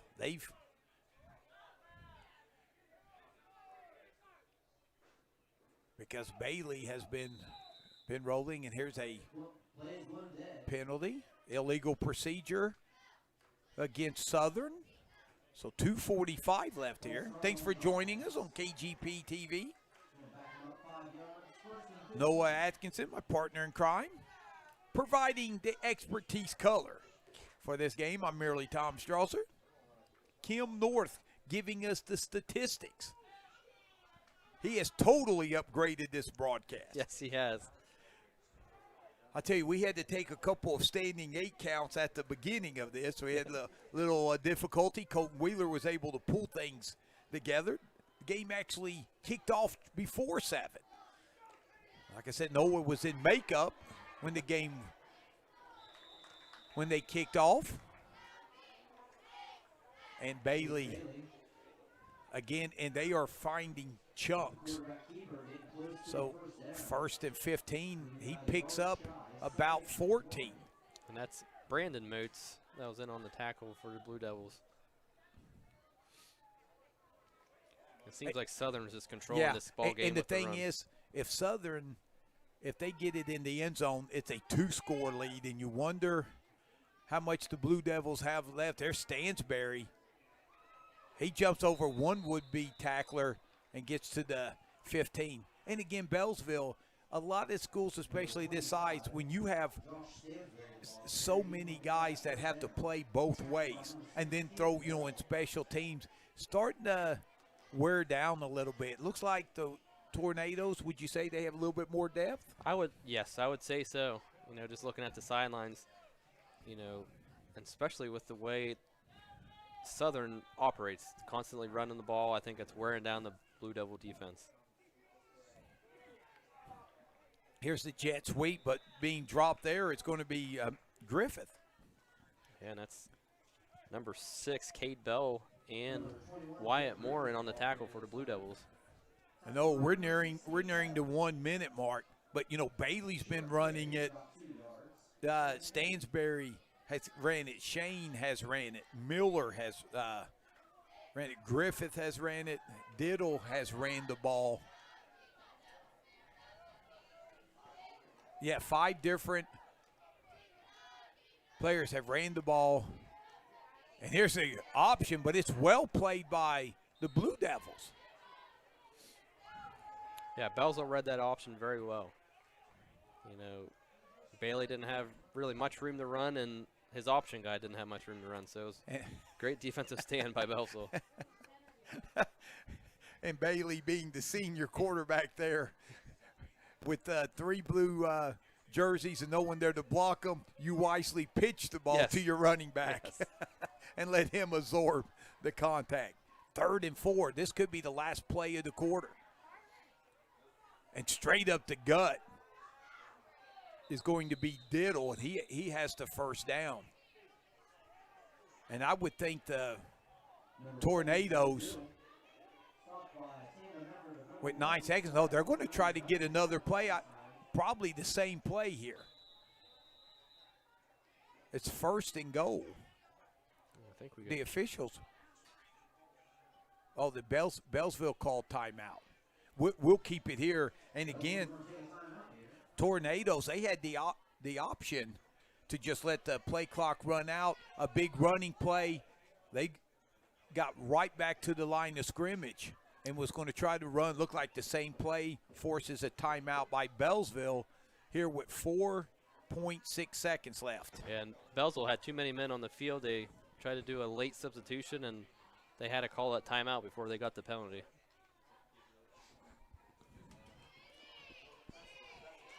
But the Tornadoes first half kind of struggled with the flow.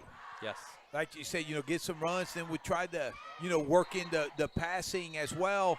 But now they just said, Mr. Chase Bailey, you orchestrate this. And I think that's been very successful in this 3rd quarter because, Southern's, I'd say, pretty much has had the ball pretty much the whole 3rd quarter. I think Beallsville's had 1 possession in this quarter. Maybe 2. Yeah, 2 because they got the interception. That's right. Remember? Yes.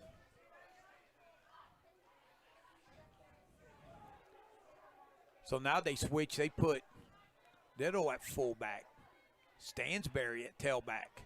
And Stansberry, he'll be stuffed right there. That's number 6 for Beallsville, and that's Cade Bell. And Cade Bell did an excellent job of filling that hole. Bell wasn't part of the squad last time I was here. No, he's a newcomer. Yeah. So he's adjusting well to not having as many, I guess, practice days as his other teammates, and he stepped in pretty well. Yeah. After 3 here in the books, 24-19, Southern's here. And Noah wanted to take this time as we get ready for 4th quarter action. If you can shed some light, the beginning of the game for the national anthem, a moment of silence for someone who did a lot here in the Beallsville community and for the schools, Sharon Huffman. Yeah, she was a very, very important lady for the Beallsville community. I know whenever I was in high school, she was always an integral part in community events. She helped out with the football. She had kids come through the school, and she was an active football mom. She was one of those volunteers that you always relied on, and she was very consistent in helping the Beallsville community. So she'll be dearly missed. And it was great to hear Principal Casey Toast, mention her and get the moment of silence, because it's the people like Sharon, the ones who do so much for the kids. And anytime you need something, they're there and they're willing to do it and get it done. So our heart and condolences go out and prayers to the Huffman family. So second down run by Bailey. Number 3, Chase Bailey, he's in for a Tornadoes touchdown. And they're giving him And he – did he get in? Yep, he got in. All right. I didn't see the official on this end signal, but the one down here closer guess did. So Bailey may be the quietest touchdown I've ever called there. But holy smokes, he's had enough of them. Yeah. And they will go for 2. Bailey gives it to Shane, and there's a flag down. Flags down on the field. Face mask. Now, did Shane? Did he cross? He was- did not make it. He Okay. was stopped short by Bell. Okay. So now 15 yards. It's just half the distance, but this will allow the Tornadoes another opportunity. And Bailey's touchdown run was from 5 yards.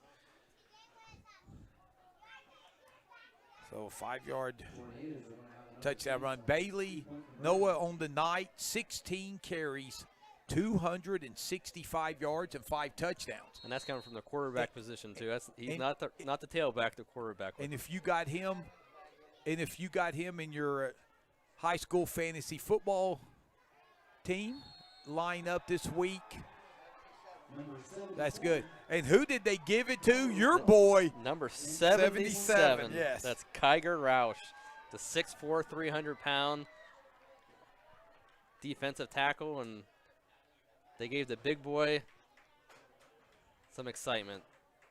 Always love to see a lineman score a touchdown. Does your heart good, huh? Yeah. So now Beallsville now down 13, 11:35.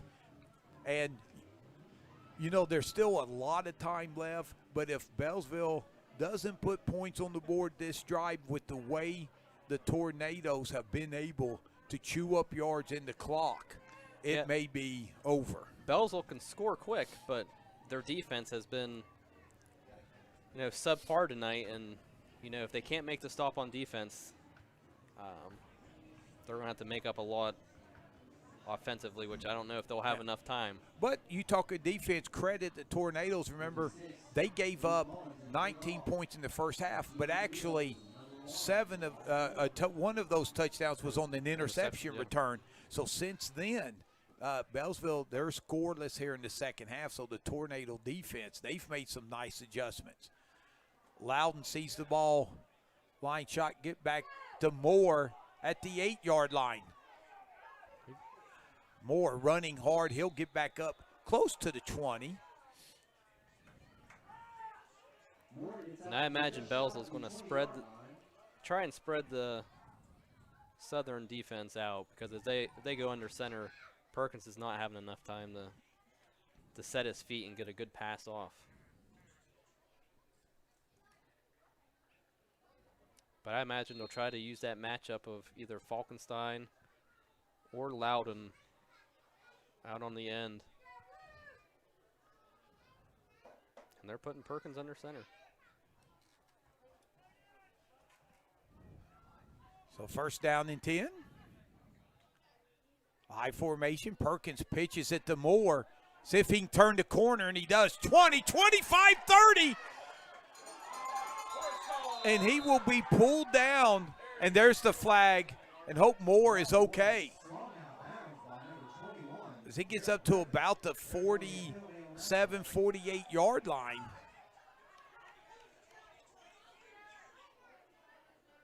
So if it's the 49, it's a 30-yard pickup. Right now we'll see where they mark it off. So a horse collar tackle by, and that was Derek Griffith. Griffith had that mistake there in the first half, and now with a horse collar, that could be a big penalty. No, and I know Wyatt Moore's got some speed, but he reached another gear coming around the corner I did not know he possessed. I did not either, Tom, and he really did kick it in a new gear. Power I formation, and there's a illegal procedure. And that was number 6, Cade Bell. Plays blown dead. Penalty against the Blue Devils. All stars. So the ball was at the 38, so we'll tally up that run with the 15-yard penalty. So they actually marked Moore out at the 42. So that would have been a gain of 23, I believe, when it was all said and done. 28.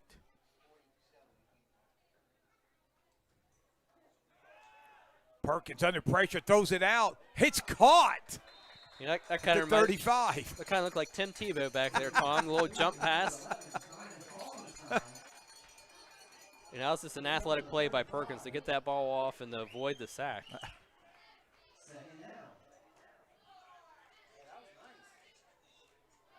And the officials talking to Stansberry, I think he's confused.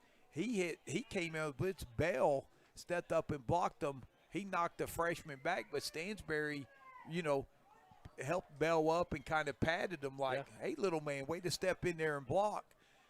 But I think the officials thought maybe he was trash talking, but I don't think that was the case. Moore, can he turn the corner here? He'll be dragged down at about the 36-yard line, running him out of bounds. Griffin Miller.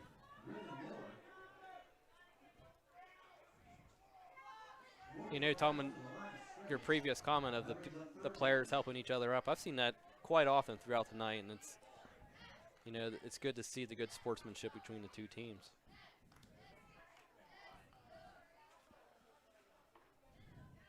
So 9:50, clock running.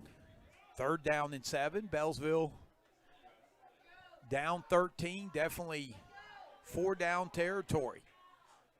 Been a nice drive here put together by the young Blue Devils. And they're going to have to take a timeout here, the 35-yard line. And Perkins, I don't know if the freshman, if he didn't like what he's seen as far as defensively or the play clock was running down. I think it was more of the play clock running down.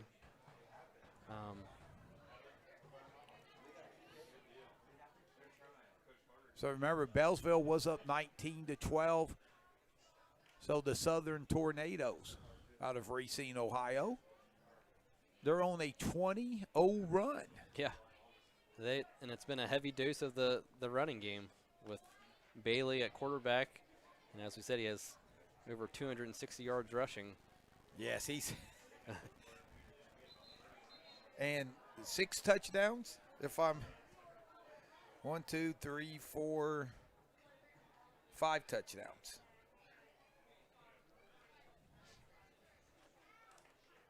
So big 3rd down and 7 for the Blue Devils. Perkins, 9 of 16, 207 yards, 2 touchdowns.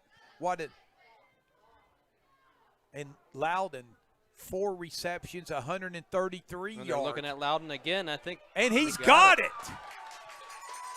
And again, the freshman Perkins delivers it. Man-on-man coverage. And Loudon able to beat the freshman Derek Griffith down the sideline. And I don't think Perkins could have placed that any better. And I tell you, the Tornadoes, they played that tight man coverage early with no help. Then they started giving help, slowed things down there. They went back to it, and Beallsville, again, finds the matchup that they like. Yeah, and that was a nice pass by Perkins and also a nice grab by Loudon as he was getting hit on the catch, too. So it'll be 1st and goal at the 9. About a 26-yard pickup. Perkins in the backfield fighting for yardage. Still fighting. Yeah.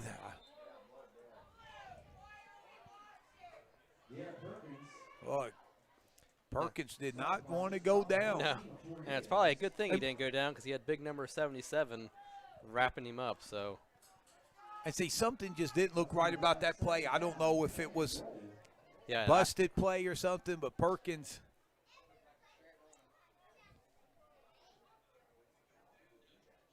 Our ace statistician, Kim North up here, said it was just a straight quarterback draw. So 2 receivers to the left, 2 to the right, nearing the 8-minute mark. Throw, and it is almost interception by Yeah. number 21. That's Griffith. Woo. And Derek Griffith, they're playing the tight coverage. You can do it down here inside the 10-yard line. You don't have as much real estate to cover in Griffith, who had about a 70-yard interception return to the house called back And it's almost on the quarterback. yeah. And it's almost kind of the same scenario. He had a penalty on that time, and he had a penalty this possession. So He's a freshman, I tell you. He's got a lot of moxie to him. He doesn't back down. that's correct. You're exactly right, Tom. Garden Falkenstein on this one. And he's going to Falkenstein, and it is thrown out of the end zone. Just ran out of real estate there, so now it's going to be 4th and goal.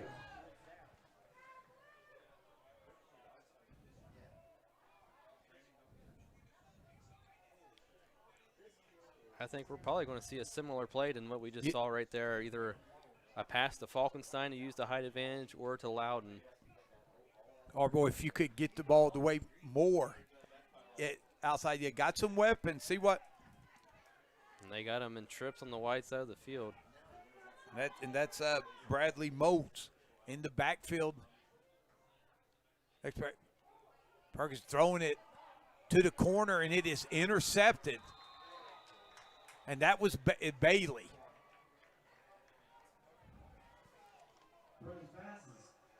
Five touchdowns, over 200 yards rushing, an interception. Yeah. And Perkins was looking for Loudon on that one. That just led him a little bit too far. And you want to guess who may get a game ball or something from the Tornadoes? Chase Bailey. He's played a heck of a game both on the offensive end and defensive end.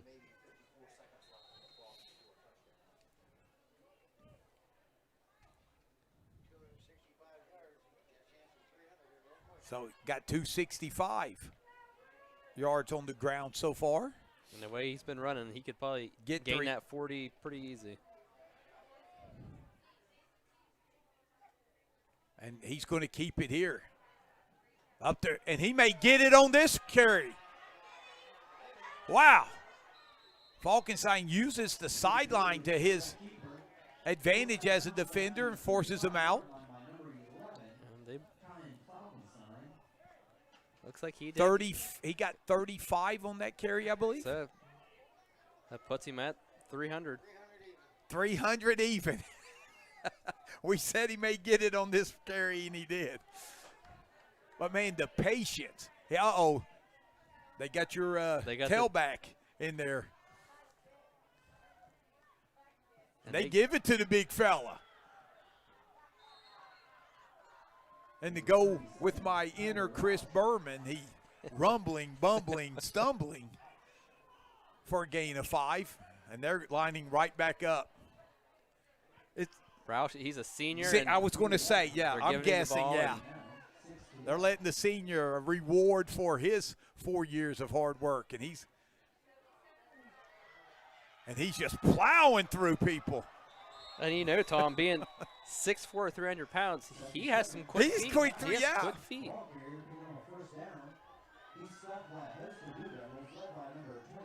Yeah, he's strapping his shoe on. He's back up again.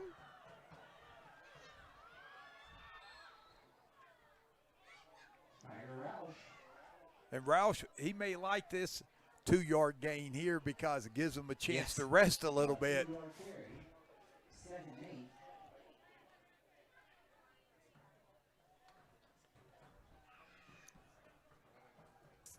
Southern's just eating the clock away to. And he fumbled? No. No. Oh, Bailey kept it. Wow. What a play call by Yes, Southern on that one. 27-yard touchdown run. I thought, yeah, the way he acted, I thought that he lose the ball, and Bailey. That was a nice fake by Bailey to Roush, and you know I think he fooled everybody on that one. Well, he fooled your man right here. 27-yard touchdown run for Chase Bailey. That is 6. 327 yards on 18 carries and 6 touchdowns. The extra point. It's no good off the crossbar. Crossbar, and that was. I don't think we had. I don't see a 58 on there. I think it was 56. Oh, was Tom. it 56? 56, and that is. That I don't see a 56 neither. Do you? 66. Braxton Crisp. Okay, Braxton Crisp. So now 38-19.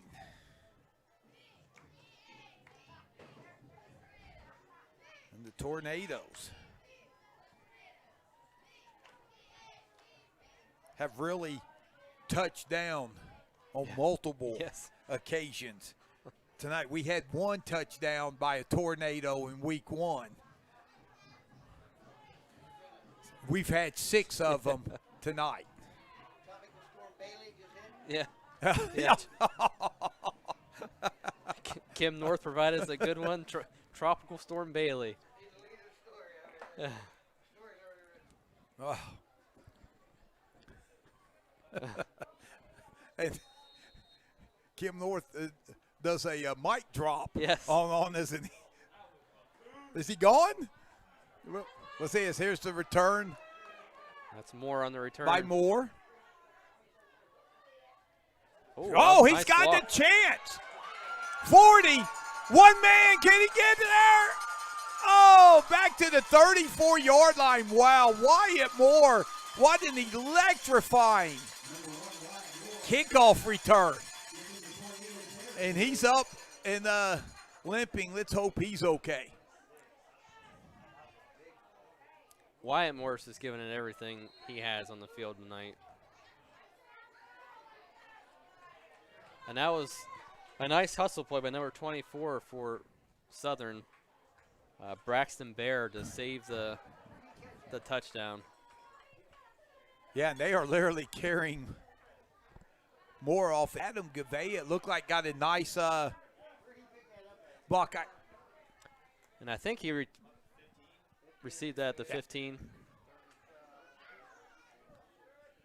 So ball's at the 34. Perkins throwing long. It's going to be intercepted. Now there's a flag thrown. We'll see what it is. As Loudon wraps it up, is intercepted by Braxton Bear, 5'8" sophomore. Now, I don't know if it's offensive pass interference. We'll see. Because Loudon went in to try to play defender. They're going to.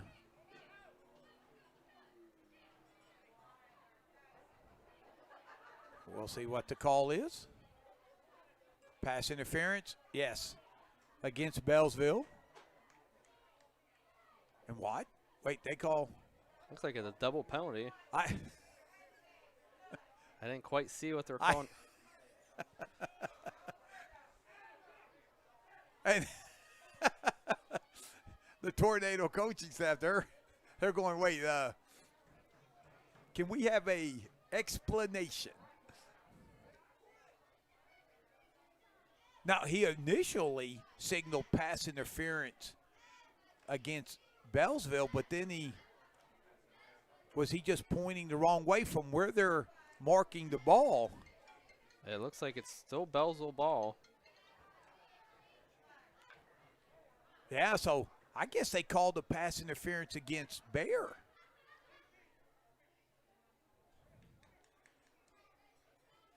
Partner, I'm mystified, stupefied, dumbified. Yeah, I am. I'm not. I'm not right there sure with what you. the call is in the. Like I said, they initially signaled pass interference against, and the Tornadoes, their coaching staff, the headsets are coming off. They are not happy. No. And I think that the chain gang was even confused on Yeah. this one because they were Well, yeah, they expecting were Southern ball. because it looked like Bear had excellent position. I missed that, but they had a better view of it than I did. Perkins under pressure gets hit. He's got Loudon. Ooh. And Griffith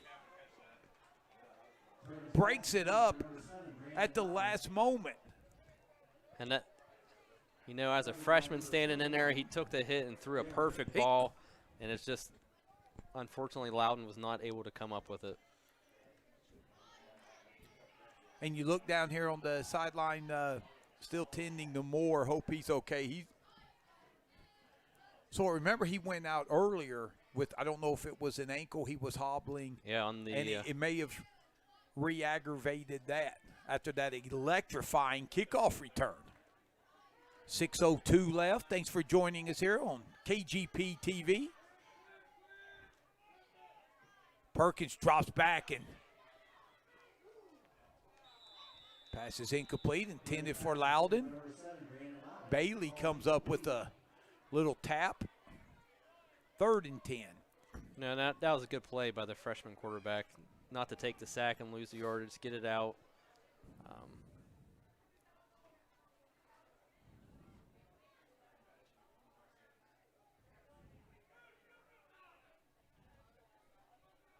So 3rd down and 10. Perkins has been running over to the sideline, back and forth, getting to play in, and plus Coach Wiles and them using that opportunity to kind of get some advice stuff as well. But the freshman has played great. There's a throw, and it is incomplete. You know, that was a good adjustment by Falkenstein as he saw the ball was underthrown and he was able to stop his route and come back to it, but he just wasn't quite quick enough to get to it. Yeah, and I think Perkins probably had to throw the ball a little bit sooner than he wanted to because of the pressure. So 4th down and 10. Looks like Moore is joining his teammates on the sideline. Looks like he might be getting back into the game here soon. Oh, you know he wants a high snap. Perkins throws it, and this one may be intercepted, and it is in the end zone. And getting that, Bear may get his interception after all, Braxton Bear. He had one a few plays ago but got called for pass interference. So the ball will come back to the 20. And now it'll be interesting to see if they give Bailey a breather.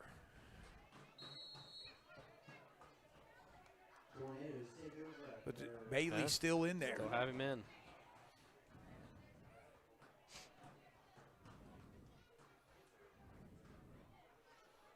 But your big fella is not in the backfield this time. No, he's not. I thought they'd kind of give it to him again. he high snap. Bailey makes one man. Look, wow.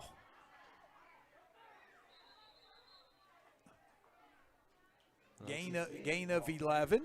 Falkenstein is in on the tackle.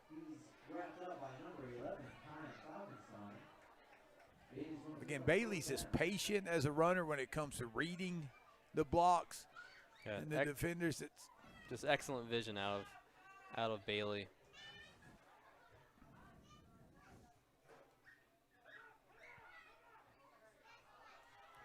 And here's a run by Diffel. He's going to get to the 40-yard line.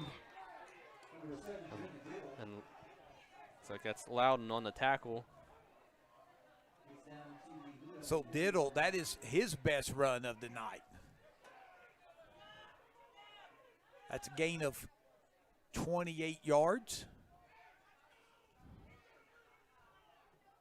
And this Blue Devil squad, defensively, they are gassed, as Diddle will pick up about 8 more. Diddle once again with the carry. Gain about 6 yards, 2nd and 4.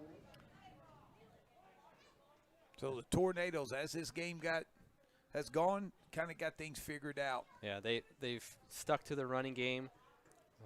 I know in the first half we kind of questioned some of the pass plays that they were doing, and because the running game's working so well, and it seems like this second half it's been all running and very little passing. And as you can tell, it's been successful with the quarterback getting over 300 yards rushing. So, but definitely not being critical, just because, you know, these last games, you know, you're looking to get some guys some experience, because Bailey, you know, this is his last year, so you're trying to finish this year and plus get some experience for next year. And as we have a timeout, you know, it's that time, my man, my partner in crime here. We're here to tell you, with all the college football games going on tomorrow, does the wife have a honey-do list for you? No. That you will not be glued to the TV set? That's all right. My main man right here is going to give you his pick 6 winners. I'll give you a game. You just give me one sentence and who wins. Are you ready? I'm ready. Tennessee at Georgia. I'm going Tennessee. I think Tennessee, they've been playing very well the past couple of weeks, and I think the Tennessee program's getting back to where they used to be. All right. Alabama at Ole Miss. You know, I really do not want to pick Alabama, but I think it's the smart picks to go with Alabama and Nick Saban. How about the Red River rivalry? Say that 3 times fast. Oklahoma and Texas. You know, I'm going Texas. Oklahoma has been, you know, not the same Oklahoma we've seen in the past years, and I think Texas is going to try to redeem themselves after the loss last week and the almost loss the week before. All right, we'll finish up here. Bailey gets hit, throwing it long, and it is knocked down.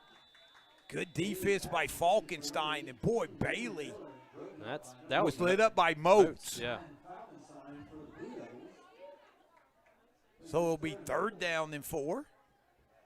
How about Florida at Texas A&M? You know, I think Florida is going to be the team to beat in the SEC besides Alabama. I think they're playing very well this year, and I think Mullins has got the Florida Gators where they need to be.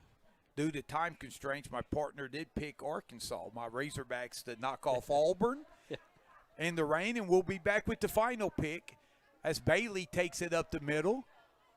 He'll make one man miss, turn the corner. He'll get the 1st down and be knocked out of bounds side the 25-yard line. So 1st down for the Tornadoes.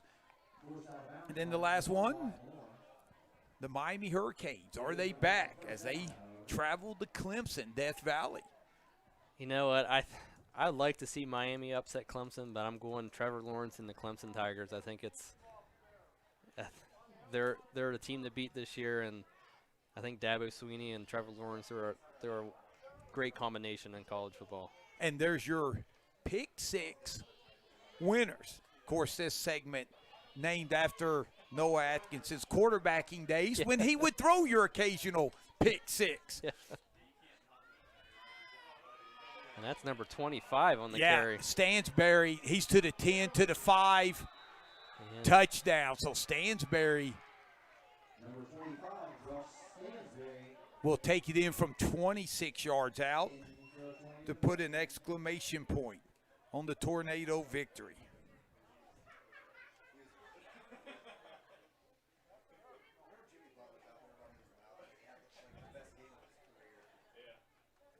And it's the first time we've written down a touchdown and it not be Chase Bailey. So Josh Stanberry, 5'7" senior. And the kick is up and no good.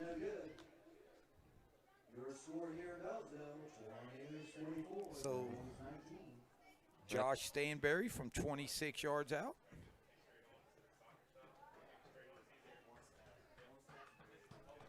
Now it's Braxton Crisp on the extra point. I just want to Low and wide right.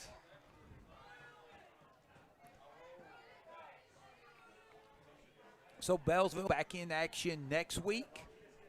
Have they You know got what? an opponent I'm not too decided sure. yet? I know they have a few makeup games that they have to do, and I know one was set for November 9th. That was the Valley Lumberjacks. And for next week, I am unsure. Hey, let's put Casey Toes to the work. You know, somebody wake him up, and we'll find out who Beallsville plays next week. At Weirton Madonna on a Saturday next week. Okay, now Casey can go back to his mid-evening nap, and we're at McDonough. Beallsville will make the trek. And can we get Casey to find out the distance between Racine and Beallsville? I'm kind of curious how long of a trip this was. As Chris kicks off. Fielded at the 18. That's Loudon. Spin move. Midfield. 40, 30. He's Hurdles throwing his feet. another guy. 20, 10, 5. He's in it. He's got it. Touchdown. Brandon Loudon has an electrifying kickoff return you will see all season.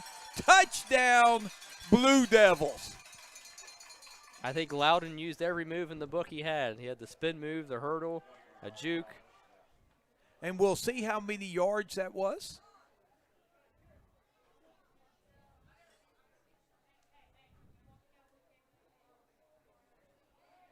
Was that at the 18?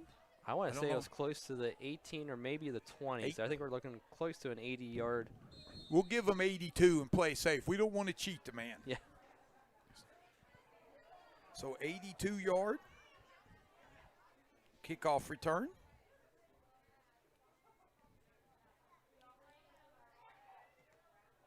Extra point is blocked. I think that was number 22 for Southern. That is Griffin Miller in on the block. So Brandon Loudon, what a game this kid has had. And the good thing for the Blue Devils, Loudon is only a junior, so he's back next year for the Blue Devils. Yeah, Loudon with the old proverbial hat trick. Yeah. Three touchdowns, 3 different ways. A 95-yard interception return, a 36-yard touchdown reception, and then an 82-yard kickoff return.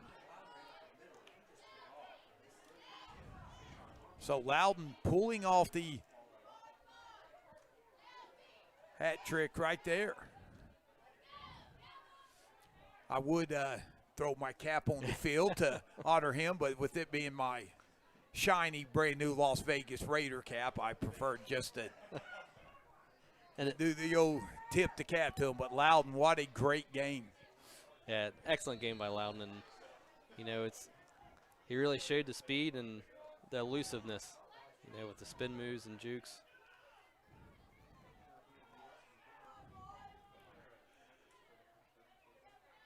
So Falkenstein will kick it off here. 3:07 left. 44-25.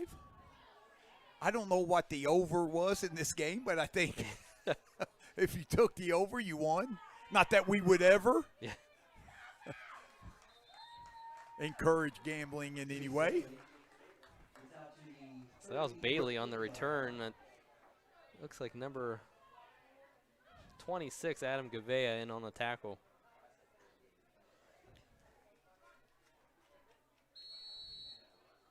So first down for the Tornadoes.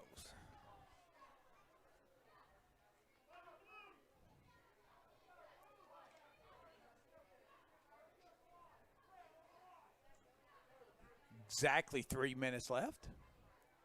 I'm kind of And shocked. They still No, got that's Bailey. it. That is Bailey. Still shocked they Under still have him center. in. And Bailey gives it to Stansberry, and he's gone off to the races. 20, 10, 5 touchdown. And And I don't think he was Six- touched right no. up the middle. Not touched. 62-yard touchdown run for Stansberry.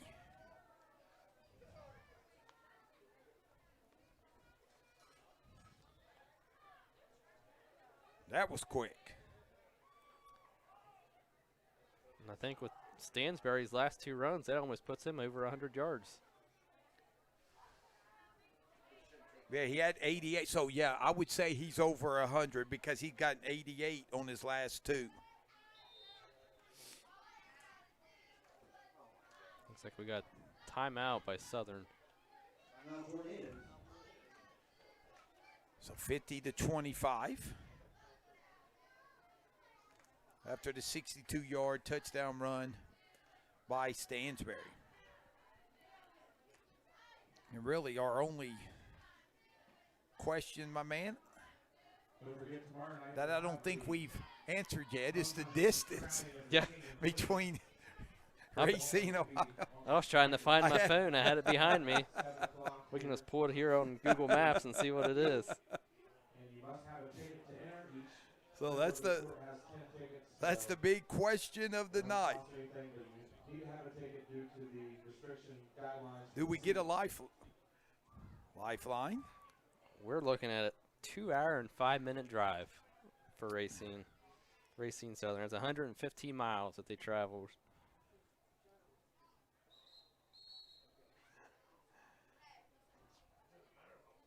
No, we want to give a shout out to one of our KGP correspondents, Jenny Leggett, who usually would give us updates of Beallsville games, but it's now nestled in a recliner watching us tonight. So Jenny and Mike Leggett.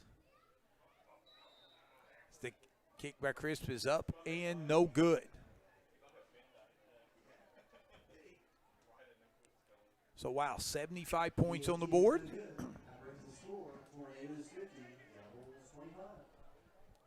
And here in the second half, it looks like both teams have joined the Big 12. Yes. Because there's been a lot of offense, a lot of explosive plays. Yeah, I think you nailed that one right on the head. Big 12 game. But I tell you what, but for Coach Wiles, a lot of positives to build on because, look, his youngsters, they are totally gassed. Oh, yeah. And are wore down.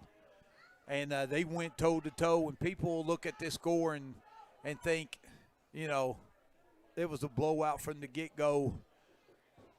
It wasn't. Beallsville led. I think they led 19-6, got to 19-12, 19-18 at halftime. Yeah, I mean, it was a 1-point game at halftime. Yeah. Then Southern just kind of stuck to their running game. And, you know, Bailey, you know, as we've said time and time again, that vision he has and the patience. And the last 2 drives have ended with turnovers in the end zone, interception. So there's a little squib kick. And getting it at the 40, that is number 50 for the Blue Devils, and that's James Palmer. Freshman. Yes, he is a freshman.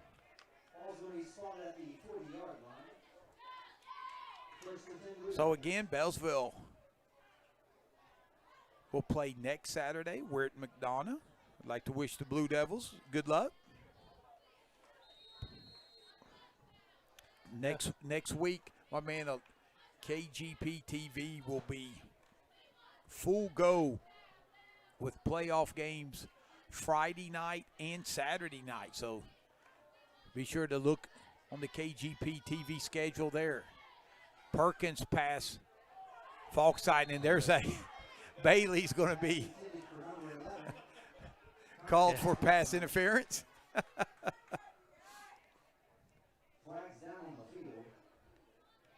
So this will be at least the 3rd, possibly the 4th I think we're pass interference. Yes. Beallsville has not had many penalties tonight. No, they've been pretty disciplined on that part of it, but you know, you've kind of said it before. Just Coach Wiles there's a lot of positives that came out tonight, and Beallsville really hasn't given up. They're still trying hard and giving it their all.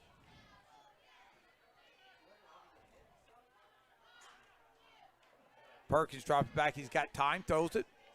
Pass nearly intercepted by Griffith as Loudon tried to make a one-handed catch there. Ball's incomplete, number 21, Derek Griffith on the coverage. Perkins comes over to get the play.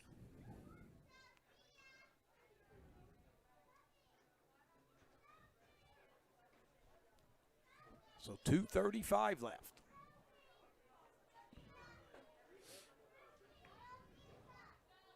Comstock brings the ball up to get ready to snap it. Blue Devils going shotgun formation. Perkins looking for Loudon. Out and up. Double team, though. Perkins pass ball's incomplete. Team and this overthrew him a good bit too. Yeah, they tried to out and up, but Bayer, the safety, came over to give help. And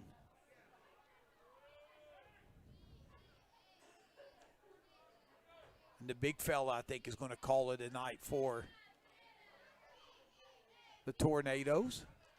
He's had a busy night. Yes, he has. Couple of tackles, knocked down a couple of passes. A couple pass deflections and Picked up, scored a 2-point conversion.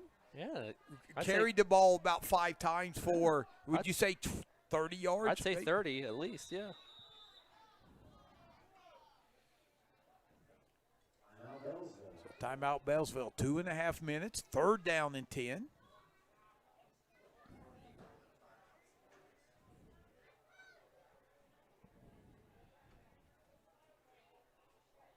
So we mentioned Buckeye Trail getting the forfeit of their game that was supposed to be played tomorrow night. They move on to the second round. One of our area schools, Cambridge Bobcats, will play at home tomorrow against Lyndon McKinley. We want to wish the Bobcats best of luck. Meadowbrook Colts, they have a bye. Shenandoah Zeps have a bye. Yeah. I believe Barnesville has a bye. River has a bye. Malvern, where I'll have the privilege, good Lord willing, to go up to their playoff game next Friday night to do. They are on the bye as well. Yeah, I know. And you said Cambridge and Meadowbrook. There's ties to Beallsville with those two schools. Yes. Xander Caldwell, his dad was Ryan Caldwell was a receiver for Beallsville, and one of Meadowbrook's coaches, Tyler Brown, was. What a catch by Loudon! And I hope he's okay. I think he may have landed on the football. Yeah, he got the wind knocked out of him maybe. And boy, Perkins stood in there and took the hit. Loudon's up, and he seems to be doing all right. I think, like you said, I think he landed on the ball. And yeah, he's going to be okay. But of course, that's easy for me to say. Yeah. I didn't elevate and get undercutted and then land on the football. So it's easy for me to say he's going to be okay. But I think you are correct. And a nice strike there from Perkins.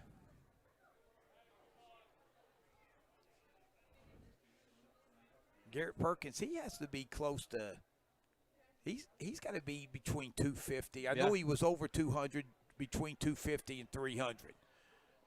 Pass over middle, it's intercepted by Griffith. He's still running. He's got one man to beat, and he's going to take it to the house. 30, 20, 10, 5, touchdown. Number 21, Derek Griffith. Pick 6.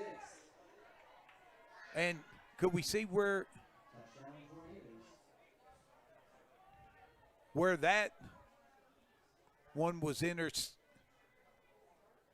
I want to say it was around the 20 of Beallsville, so we're looking about an 80 yard. And remember Griffith had an interception earlier that he returned for a touchdown that was called back because of a roughing the passer. And he wanted that one bad, and he got it. So Chris' extra point is up, and it is good. He drilled that one. Yeah, he got Gotta all be that happy. one Yes, this he time. did. Yes, he did. Tornadoes 57, Devils So the extra point there by Braxton Crisp, 6 foot, 265-pound junior. Yeah, So Crisp, he hit that one pretty crisp. And the official just yelled up to the booth, it's going to be a running clock now. Wow, who would have ever thought this game would get to a running Yes. clock at halftime, 19-18, and so 39-0. The Tornadoes have outscored Beallsville here in the second half. And That will be 39-6 because Beallsville had that. yeah, return. 39-6. My bad. Yes, you are correct. But yeah, Beallsville, after the Tornadoes scored on the Bailey touchdown, Beallsville scored the next 3 touchdowns to lead 19-6. But since then, they have been outscored 51-6. It looks like we have number 22, Reed Smith, fielding the kick for the Blue Devils. Freshman. He's a freshman. Number 22, Reed Smith with the kick return. Gets out to the 36-yard line. The only thing that is just absolutely totally that has shocked me is Bailey is still out there defensively.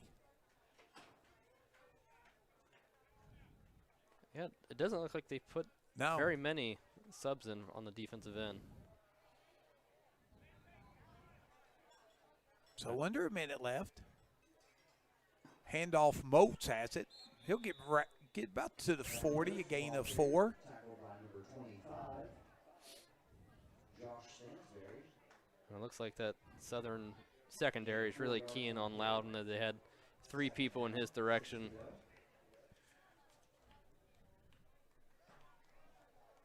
Chandler Osborne, 5'4", 120-pound freshman, has entered the game for Beallsville. And I think this will probably be the last play.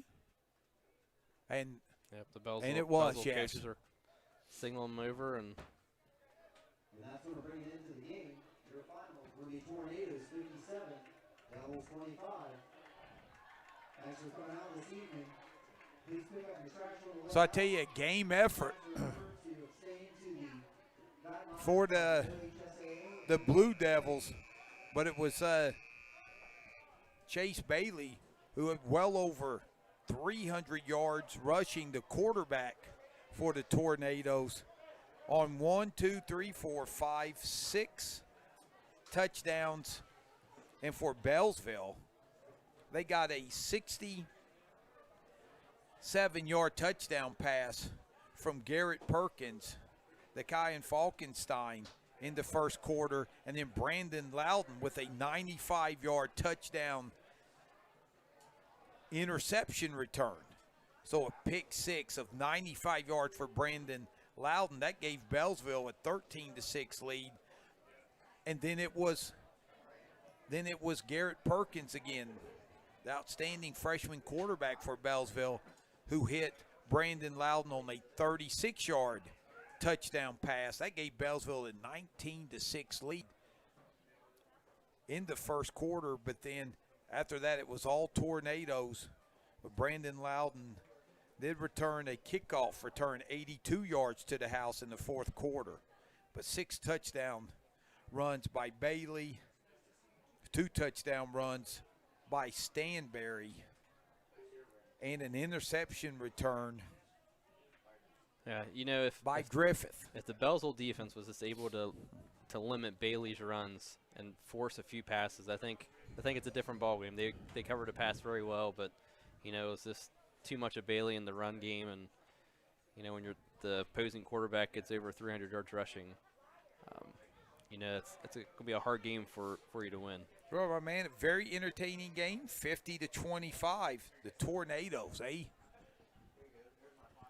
they strike late and often in the second half to turn a 19-18 deficit into a 50-25 win. But again, for Coach Wiles, a lot of positives and things to build on. Just definitely got wore down by pretty talented Tornado squad. Yeah, and it just comes down to numbers. Like you said a couple times throughout the game, when you have your kids playing both sides of the ball and even your special teams, and the other team is running out well, that just gasses you, and you got to really condition. And Beallsville had quite a few new players on the team that don't have as many practice reps as their teammates. So, but you said there's positives to build on, and I think Beallsville should have a successful remainder of the season as things to build on. You're getting better, and that's what you like to see. Well, as we head out, we want to.